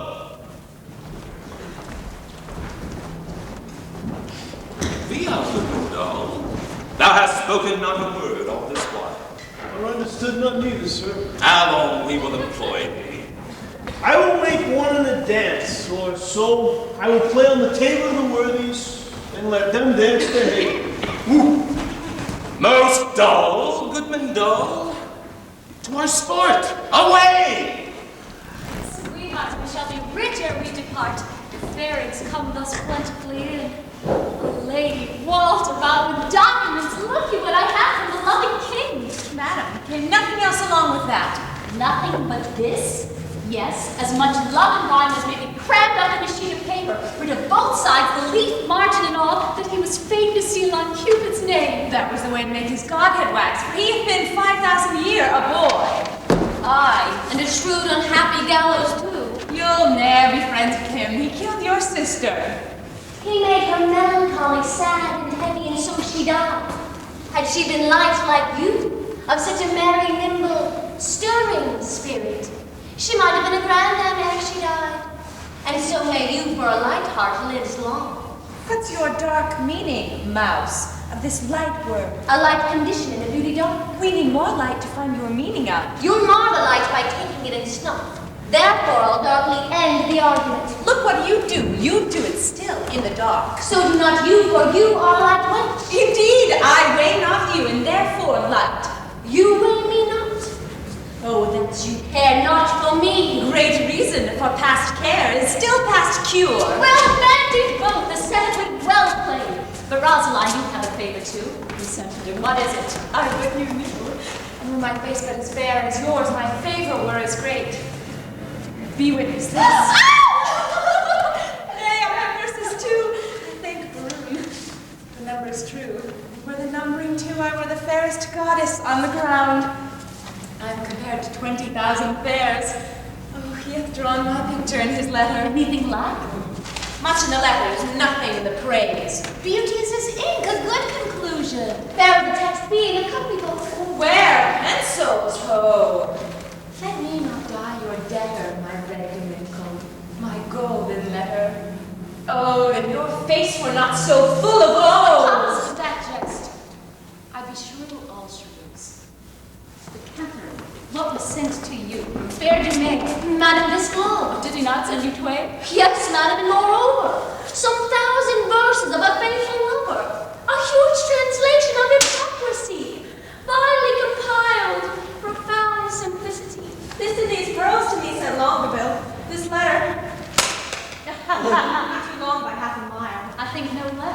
Dost thou not wish in heart the chain were longer and the letter short? Ira, would these hands might never part.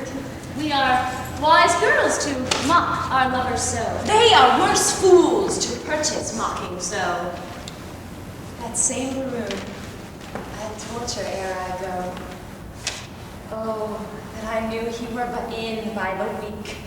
How I would make him fawn and beg and seek and await the season and observe the times and spend his prodigal wits in bootless rhymes and shape his service solely to my hests and make him proud to make me proud that jests. So Perton-like would I o'ersway his state that he should be my fool and I his fate. None are so surely caught when they are catched as wit turned fool, with folly and wisdom hatched. Folly and fools bears not so strong a note as foolery and wise when wit doth tote. Here comes Boyette and myrtles in his face. Oh, I am stabbed with laughter. Where's your grace? Thy news, Boyette. Prepare, madam, prepare. Arm, wenches, arm. Encounters mounted are against your beast. Love doth approach disguised. Armed in argument, you'll be surprised. Muster your wits. Stand your own defense. Or hide your heads like cowards and fly. And Saint Dennis to Saint Cupid, who are they that charge their breath against us? Say, scout, say.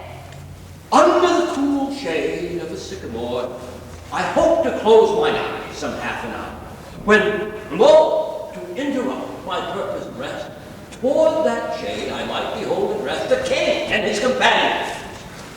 Warily I stole into a neighbor thicket by, and overheard what you shall overhear, that by and by, disguised, they will be here. The herald is a pretty knavy page, that well by heart hath conned his embassy. But what, come they to visit us? They do, and are apparelled thus, like Muscovites, or Russians, as I guess. The purpose is to parley, court, and dance, and every one his love feet will advance unto his several mistress, which they'll know by favors several which they did bestow. And shall they so? The gallants shall be tasked. For ladies, we will everyone be masked, and not a man of them shall have the grace despite of suit to see a lady's face. Hold, Rosaline, this favor thou shalt wear, and then the king will court thee for his dear. Oh, take this thou, my sweet, and give me thine. So shall Baroon take me for Rosaline, and change you favors too, so shall your loves woo contrary, deceived by these removes. Come on then, where are the favors most in sight? But in this changing, what is your intent? The effect of my intent is to cross theirs. They do it but in mockery, merriment, and mock for mock is only my intent. But shall we dance if they desire us to it? No, to the death we will not move a foot, nor to their pen speech render we no grace, but while to spoke each turn away her face. Why, that contempt will kill the speaker's heart and wipe the voice's memory from his heart. Therefore I do it, and I make no doubt the rest will ne'er come in if he be out. And so shall we stay, mocking intended game, and they well oft depart in the shame. The trumpets that is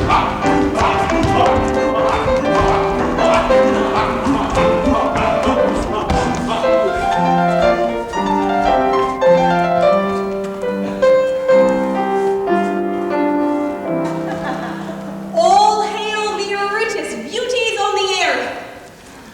Beauty's no richer than rich taffeta. A holy parcel of the fairest dames that ever turned their backs to mortal views. Their eyes. That ever turned their eyes to mortal views. Out, True, I'll believe. out of your favors, heavenly spirits, vouchsafe not to behold. Once to behold, rogue. Once to behold, with your sunbeamed eyes. With your sunbeamed eyes. They will not answer to that epithet. You had best call it daughter of demon eyes. They do not mark me, and that brings me out. Is this your perfectness? Begone, you rogue. How would these strangers know their minds, Boyette? If they do speak our language, 'tis our will some plain man recount their purposes. Know what they would. What would you with the princess? Nothing but peace and gentle visitation. What would they? Say they. Nothing but peace and gentle visitation. Why not they have? And bid them so be gone. She says you have it and you may be gone. Say to her we have measured many miles to tread a measure with her on the grass.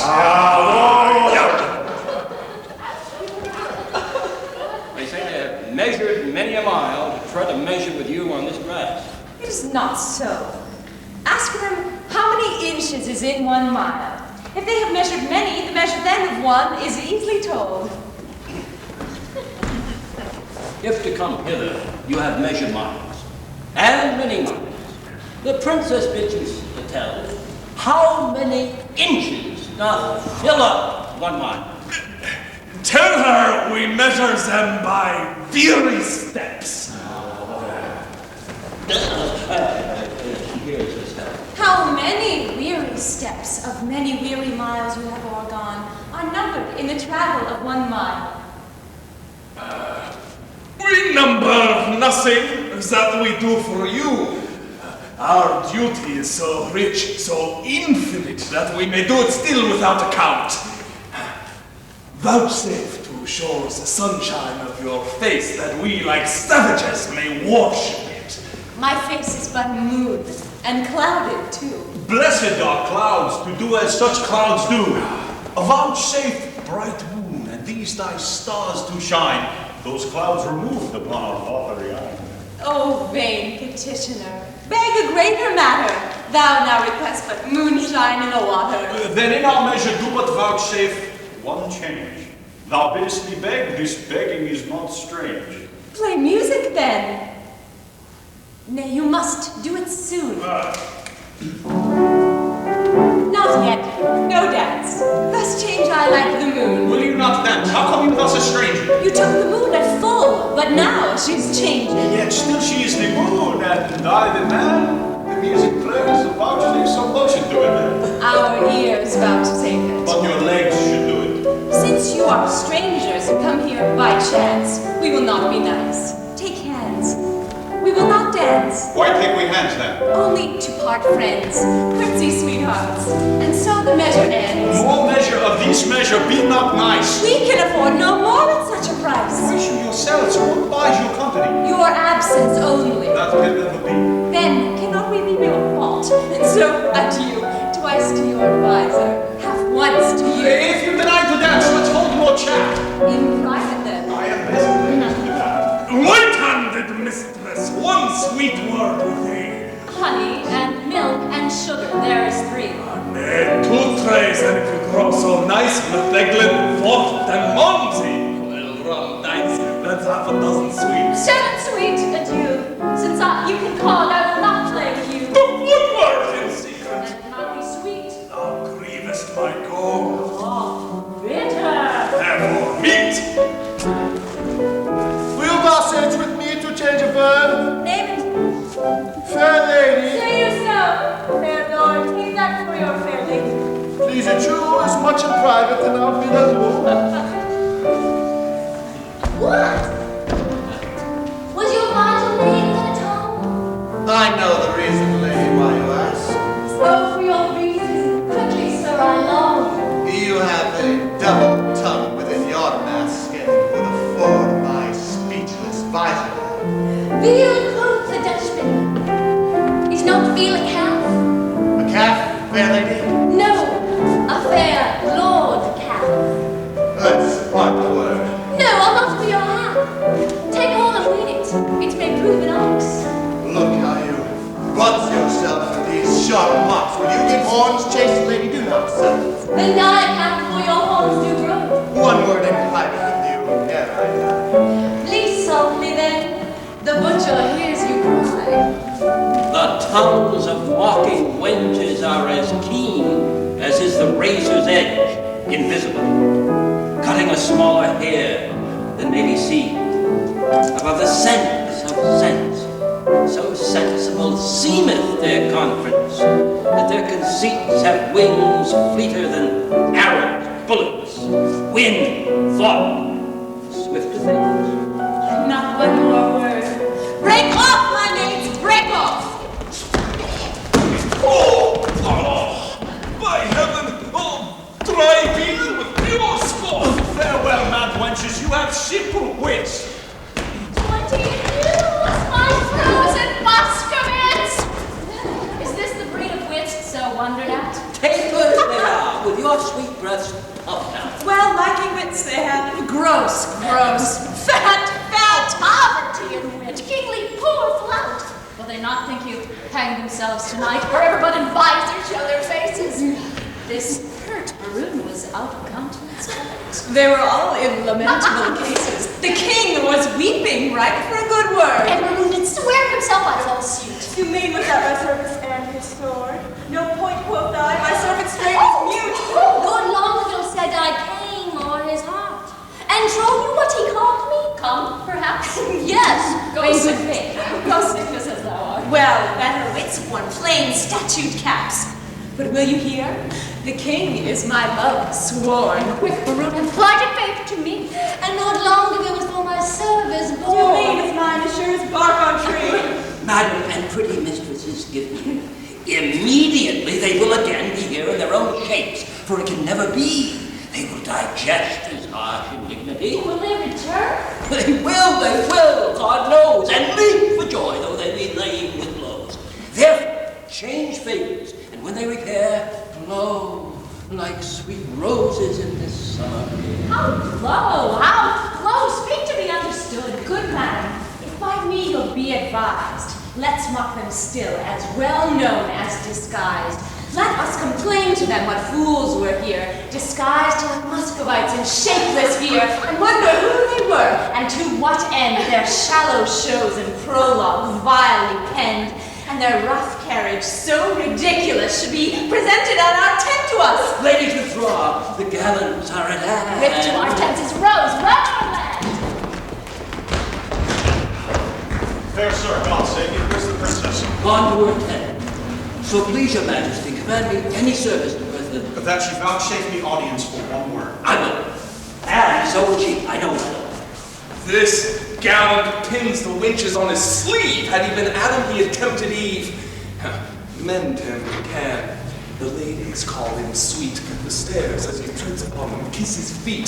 This is the flower that smiles on everyone to show his teeth as white as whale is bone, and consciences that will not die in debt pay him the due of honey-tongued Oriente. Blister on his sweet tongue with my heart that put Armando's page out of his part. See where it comes. Behavior, what wert thou till this madman showed thee, and what art thou now?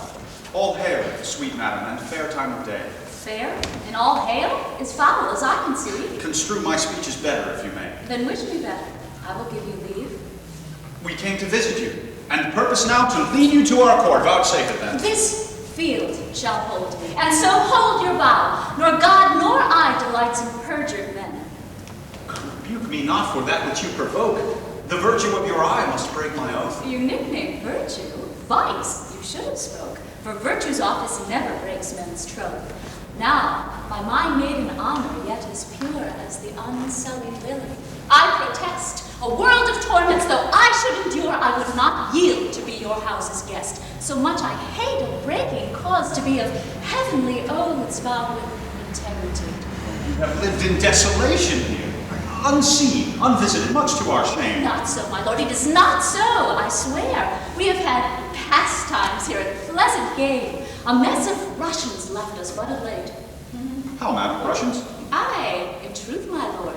Trim gallants full of courtship and of state. Madam, speak true. It is not so, my lord. My lady, to the manner of the days, in courtesy gives undeserving praise. We four, indeed, confronted were with four in Russian habit. Here they stayed an hour and talked apace. And in that hour, my lord, they did not bless us with one happy word. I dare not call them fools, but this, I think, when they are thirsty, fools would fain have drink. This jest is dry to me. Gentle sweet, your capacity is of that nature that to your huge store wise things seem foolish, and rich things but poor. This proves you wise and rich, for in my eye, I am a fool and full of poverty. but that you take what doth to you belong, 'twere a fault to snatch words from my tongue. I am yours and all that I possess. Oh, the fool mine. I cannot give you less. Which of the visors was it that you wore? Where? When? What visor? Why demand you this? There, then, that visor, that superfluous case that hid the worse and showed the better face. We would describe, you'll mock us now downright. Let us confess, turn to a jest. Amazed, my lord? Why, looks your highness sad? Help! Hold his brows, he'll sound. Why look you pale? Seasick, I think, coming from Muscovy. Thus pour down the stars plagues for perjury.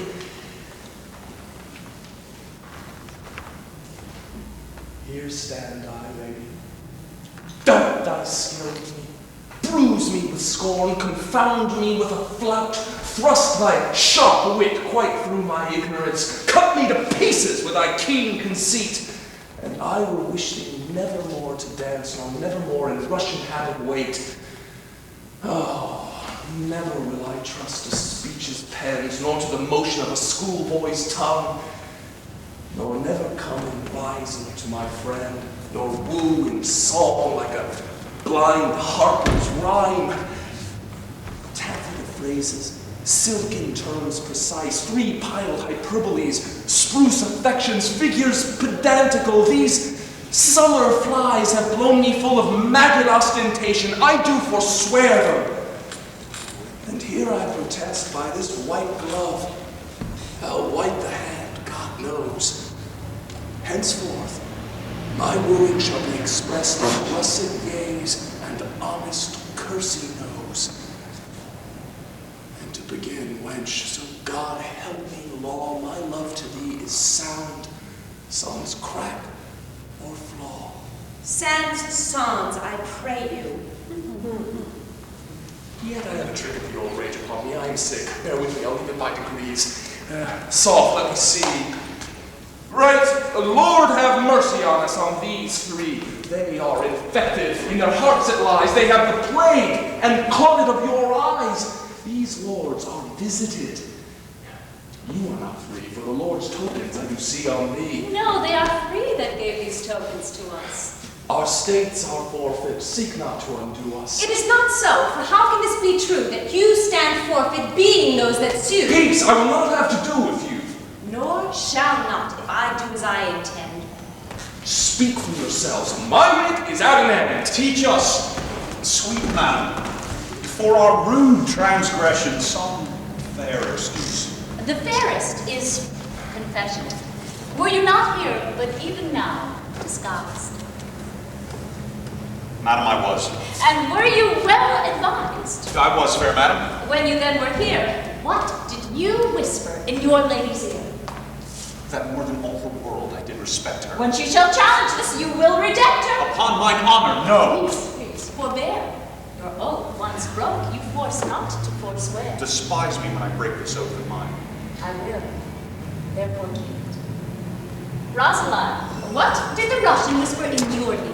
Madam, he swore that he did hold me dear as precious eyesight, and did value me above this world, adding thereto, moreover, that he would wed me, or else die my lover. God give thee joy of him! The noble lord doth most honorably uphold his word. What mean you, madam? By my life, my troth, I never swore this lady such an oath. By heaven you did, and to confirm it plain, you gave me this. But take it, sir, again. My faith, and this the princess I did give, I knew her by this jewel on her sleeve. Pardon me, sir, this jewel did she wear?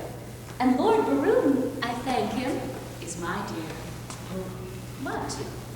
Will you have me, or your pearl again? Neither of either. I remit both twain. I see the trick of it. You was a consent, knowing beforehand of our merriment, to dash it like a Christmas comedy. Some fairy tale, some please man, some slight zany, some mumble news, some trencher knight, some dick that smiles his cheeking ears and knows the trick to make my lady laugh when she's disposed, told of our intents before. which once disclosed, the ladies did change favors, and then we, following the signs, wooed but the sign of she. Much upon this is. And might not you thus forestall our sport to make us all forsworn? Go to, you are allowed. Go, you put our page out. Oh, die when you will. A smock shall be your shroud. You leer on me, do you? There's an eye that wounds like a leaden sword. Full merrily has this brave man his career been run. Oh, he is tilting straight. Peace, I am done with you. Now, welcome, pure wit. Now parts the fair fray. Oh, Lord, sir, they would know whether the three worthies shall come in or no. Are there but three? No, sir, but it is very fine for everyone presents three. 3 times thrice is 9. Not so, sir. Your correction, sir, I hope it is not so. You cannot beg us, sir. I can assure you, sir, we know what we know. I hope, sir, 3 times thrice, sir. Is not 9? Under correction, sir, we know where until it doth amount. By Jove, I always took 3 threes for 9. Oh, Lord, sir, for pity you should get your living by reckoning. How much is it?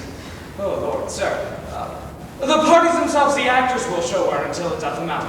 For my own part, I am but, as they say, to partake one great man and one poor man, Pumpkin the Great. Thou one of the worthies? It please them to think me worthy of one Pompey the Great. For my own part, I know not the degree of the worthy, but I am to stand for it. Go, sir. Bid them prepare. We shall turn it finally off, sir. We will take some care. Maroon, they will shame us. Let them not approach. Oh, we are shame-proof, my lord. And besides, 'tis some policy to have one show worse than the king's and his company. I say they shall not come. Nay, good my lord, let me o'errule you now. That's for best graces, that doth least know how. Where zeal strives to content, and the contents die in the zeal of that which it presents, therefore confounded makes most form and word, while great things, laboring, perish in their birth. A right description of our sport, my lord. Anointed, I impose the most expensive thy royal sweet breath, as to what to embrace of words. Does this man serve God? Why ask you, lady? It's not like a man of God is making. That is all one, my fair sweet honey monarch. If I protest, the schoolmaster is exceeding fantastic. Too vain, too vain. But we will put it, as they say, to fortuna de la guerra. I wish you the peace of mind, most royal couplements. Here is like to be a good presence of worthies. He presents Hector of Troy, the swain Pompey the Great, the parish curate Alexander, our motto's page Hercules, the pedant Judas Maccabeus, and if these 4 worthies in their first show thrive, these 4 will change habits and present the other 5. There are 5 in the first show. You are deceived, it is not so. The pedant, the braggart, the hedge priest, the fool, and the foil. They throw at novum, and the whole world again cannot pick out such 5. Take each one in his day. The ship is under sail, and here she comes amain. I, Pompey, am. You lie in a heap.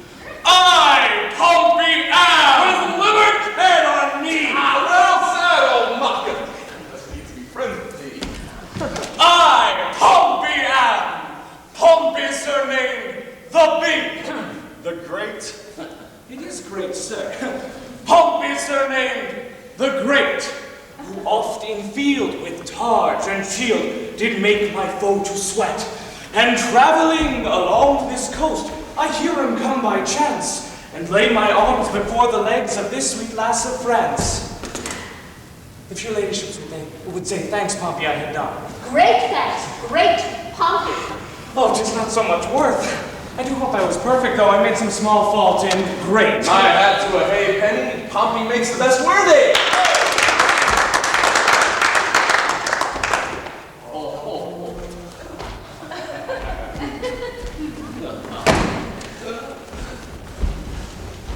When in the world I lived, I was the world's commander. By north, east, west, and south, I spread my conquering might. My scutcheon plain declares that I am he, Alexander. Your nose says no. You are not. It stands to right. Your nose smells no in this most tender smelling night. The conqueror is dismayed. Proceed, good Alexander. When in the world I lived, I was the world's commander. That's right. You were. your serpent and custard? Take away, Alexander. Take away the conqueror. Oh, sir, you have overthrown Alexander the Conqueror. You shall be scraped out of the painted cloth for this. A conqueror and a beer to speak. Run away for shame, Alexander. There, and shall please you a foolish mild man, an honest man, a marvelous good neighbor, faith, and a very good boy. But as for Alexander, you see how 'tis a little o'er-parted. But there are worthies a coming will speak their mind in some other sort. Stand aside, good company.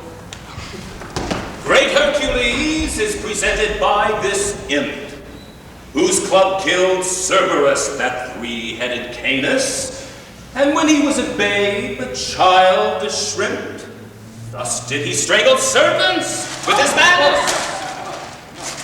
Quoniam he seemeth in minority, ergo I come with this apology. Keep some state in thy exit and vanish. Judas I am. Judas. Not Iscariot, sir. Judas I am, he clipped Maccabeus. Judas Maccabeus clipped into plain juice. Kissing traitor, how art thou proved, Judas? Judas I am. The more shame on you, Judas. What mean you, sir? That you made Judas hang himself. Begin, sir. You are my elder. Well followed. Judas was hanged on an elder. I will not be put out of countenance. Because thou hast no face. What is this? A sinner head. The head of a bot. A death's face in a ring. The face of an old Roman coin, scarce seen. The palm of Caesar's voucher. The cardboard base on a glass. The St. George's half cheek in a brooch. I the brooch of lead. I am one in the cap of a tooth drawer. Now proceed, for we have put thee in countenance. You have put me out of countenance. False, we have given thee faces. But you have outfaced them all. And thou wert a lie, and we would do so. But as he's an ass, let him go. And so, adieu, sweet Jude.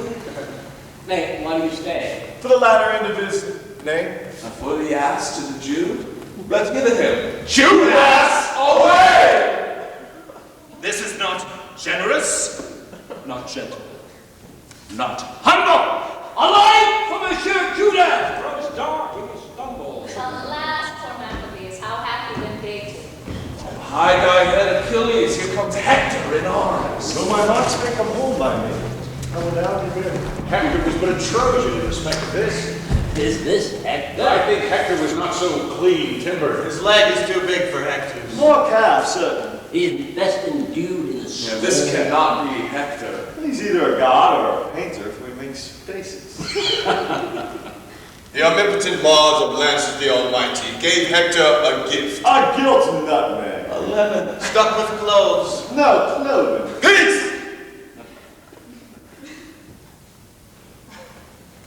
The omnipotent Mars of Lances the Almighty gave Hector a gift. The heir of Ilion, a man so breathed that certain he would fight. Yea, from morn till night, out of it pavilion, I am that flower! That mint! That Columbine. Sweet Lord Londonville, rein that tongue. I must rather give it the rein, for it runs against Hector. Ah, and Hector's a greyhound. The sweet war man is dead and rotten. Sweet blood, speak not the bones of the buried. When he breathed, he was a man. But I will forward in my device. Sweet royalty, bestow on me the sense of hearing. Speak, Hector, we are much delighted. I do adore thy grace, Cecilia. He loves about a foot. Oh, you made that mother up! This Hector far surmounted Hannibal.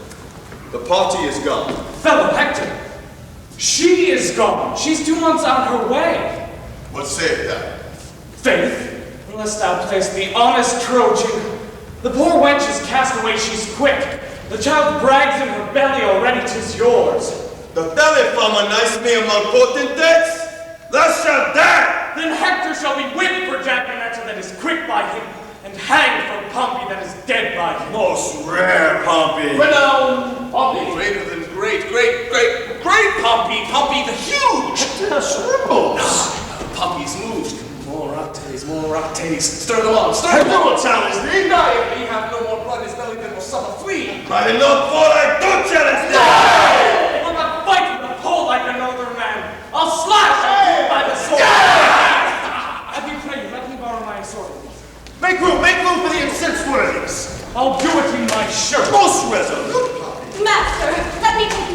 hold lower. Do you not see Pompey is unpacing for the combat? What mean you? You will lose your reputation. Gentlemen and soldiers, pardon me.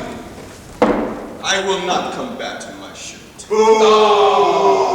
You may not deny Pompey hath made the challenge. Sweet blood, I both may and will. What reason have you for it? The naked truth of it is, I have no shirt.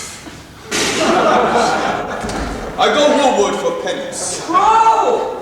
It was enjoy him in Rome. For want of linen! Since when?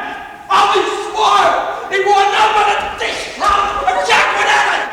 And that one that is hot or a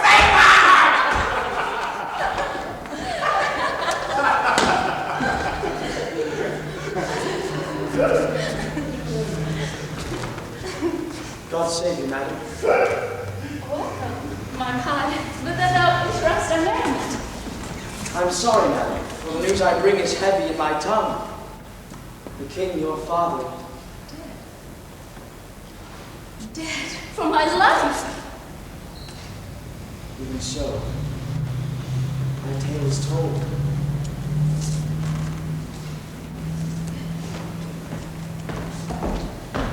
Worthies, away the sea begins to cloud. For mine own part, I breathe free breath. I have seen the day of wrong through the little hole of discretion, and I right myself like a soldier. How fares your majesty? Prepare for you. I will await tonight. Madam, not so. I beseech you, stay. Prepare. I say.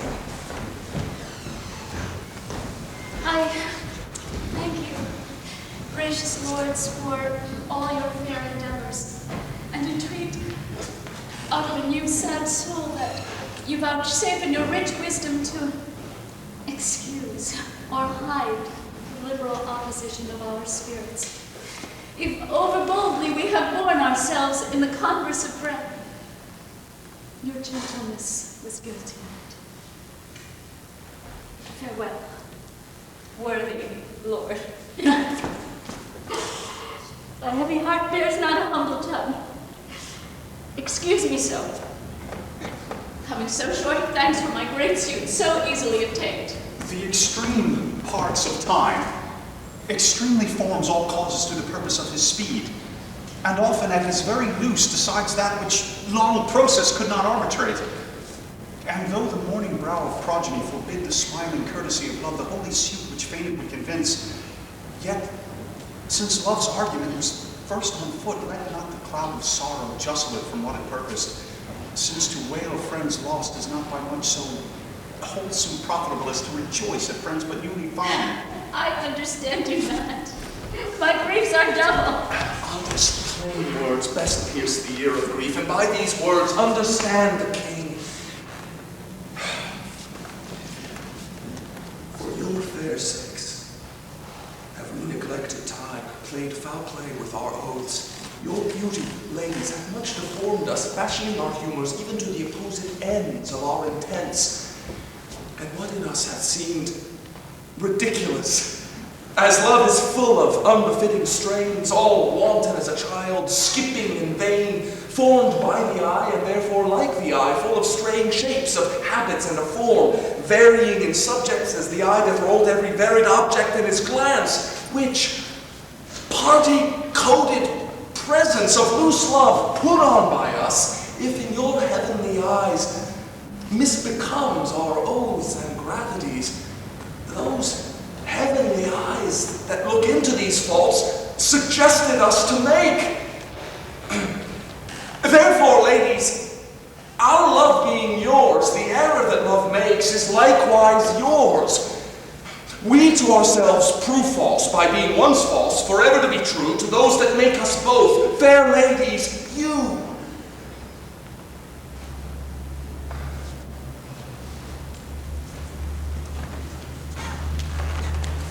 And even that falsehood, in itself a sin, thus purifies itself and turns to grace. We have received your letters, full of love. courtiers, the ambassadors of love, and in our maiden council waited them at courtship. Pleasant jest and courtesies, bombast and sliding to the times, but more devoutness in our respects have we not been, and therefore meant your own loves in their own fashion, like a merriment. Our letters, madam, showed much more than jest. So did our looks. We did not court them so. Now, at the latest minute of the hour, grant us your loves. A time methinks too short to make a world without end bargain.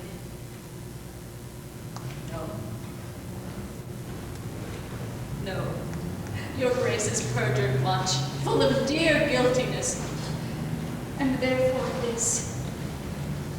If for my love, as there is no such cause, you will do aught, this shall you do for me. Your oath I will not trust, but go with speed to some forlorn and naked hermitage, far from all the pleasures of the world. There stay until the 12 celestial signs have brought about their annual reckoning. If this austere, insociable life change not your offer made in heat of blood, if frosts and fasts, hard logic and thin weeds nip not at the gaudy blossoms of your love, but that it bear this trial and last love, and at the expiration of the year, come, challenge me with these desserts, and by this virgin come, now kiss me not, I will be thine, until that instant shut my woeful self up in a mourning house, raining the tears of lamentation for the remembrance of my father's death. If this thou do deny, let our hands part, neither entitled in the other's heart. If this, or more than this, I would deny, to flatter up these powers of mine with rest, the sudden hand of death close up mine eye.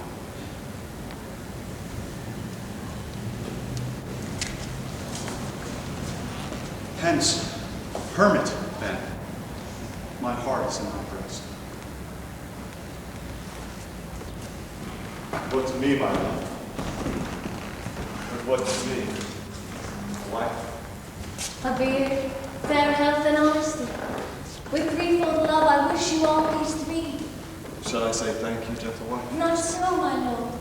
A 12-month and a day, I'll mark no word that smooth-faced wooers say. Come when the king doth to my lady come. Then if I have much love, I'll give you some.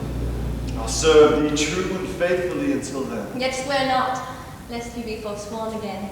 What says Mariah? At 12 months in, change my black gown for a faithful friend. I'll stay with patience. But the time is long. The like are you, few taller also.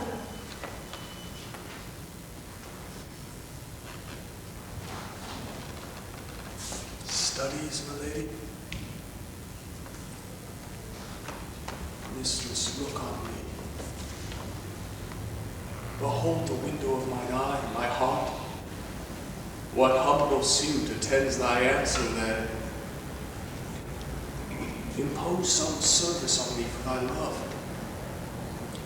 Oft I have heard of you,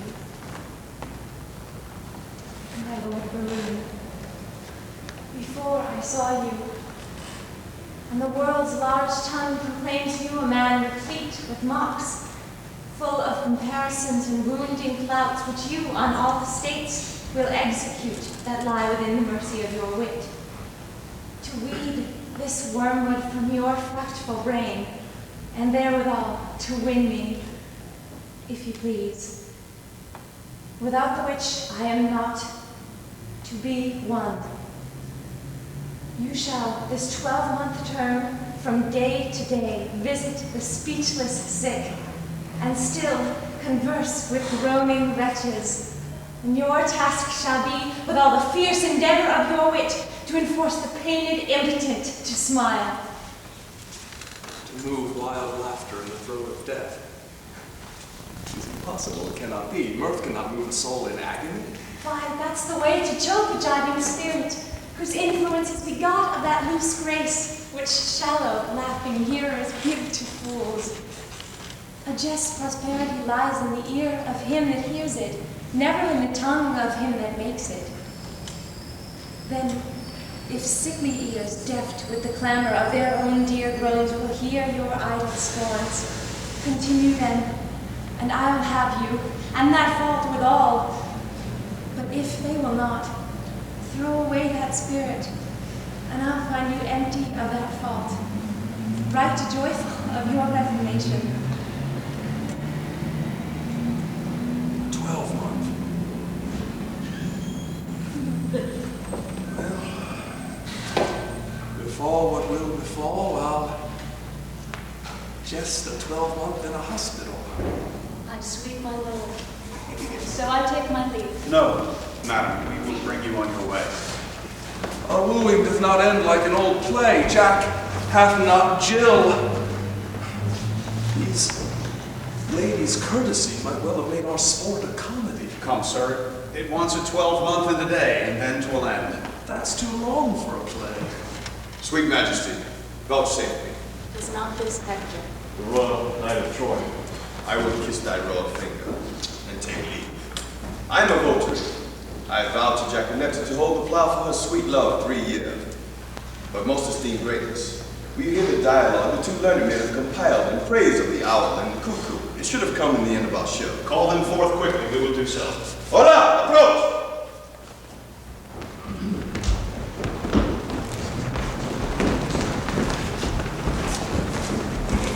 This side is Hind, the winter. This there, the spring. The one is maintained by the owl, the other, the cuckoo. There, begin. The daisies high, and violets blue, and lady smocks all silver white, and cuckoo buds of yellow hue, to make the meadows with delight. The cuckoo then on every tree mocks merry men, for thus sings he.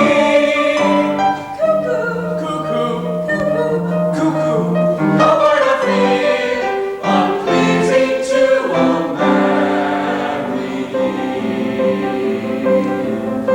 When shepherds pine on oaten straws, and merry larks on ploughmen's clocks, when turtles tread, and rooks and daws, and maidens bleach their summer smocks, the cuckoo then on every tree mocks merry men, for thus sings he. Cuckoo, cuckoo, cuckoo, cuckoo, no word of fear, unpleasing to a merry ear. When icicles hang by the wall, and Dick the shepherd blows his nail, when Tom bears logs into the hall, and Bill comes frozen morning pale, when blood is nipped and waste be found, then nightly sings the serenade.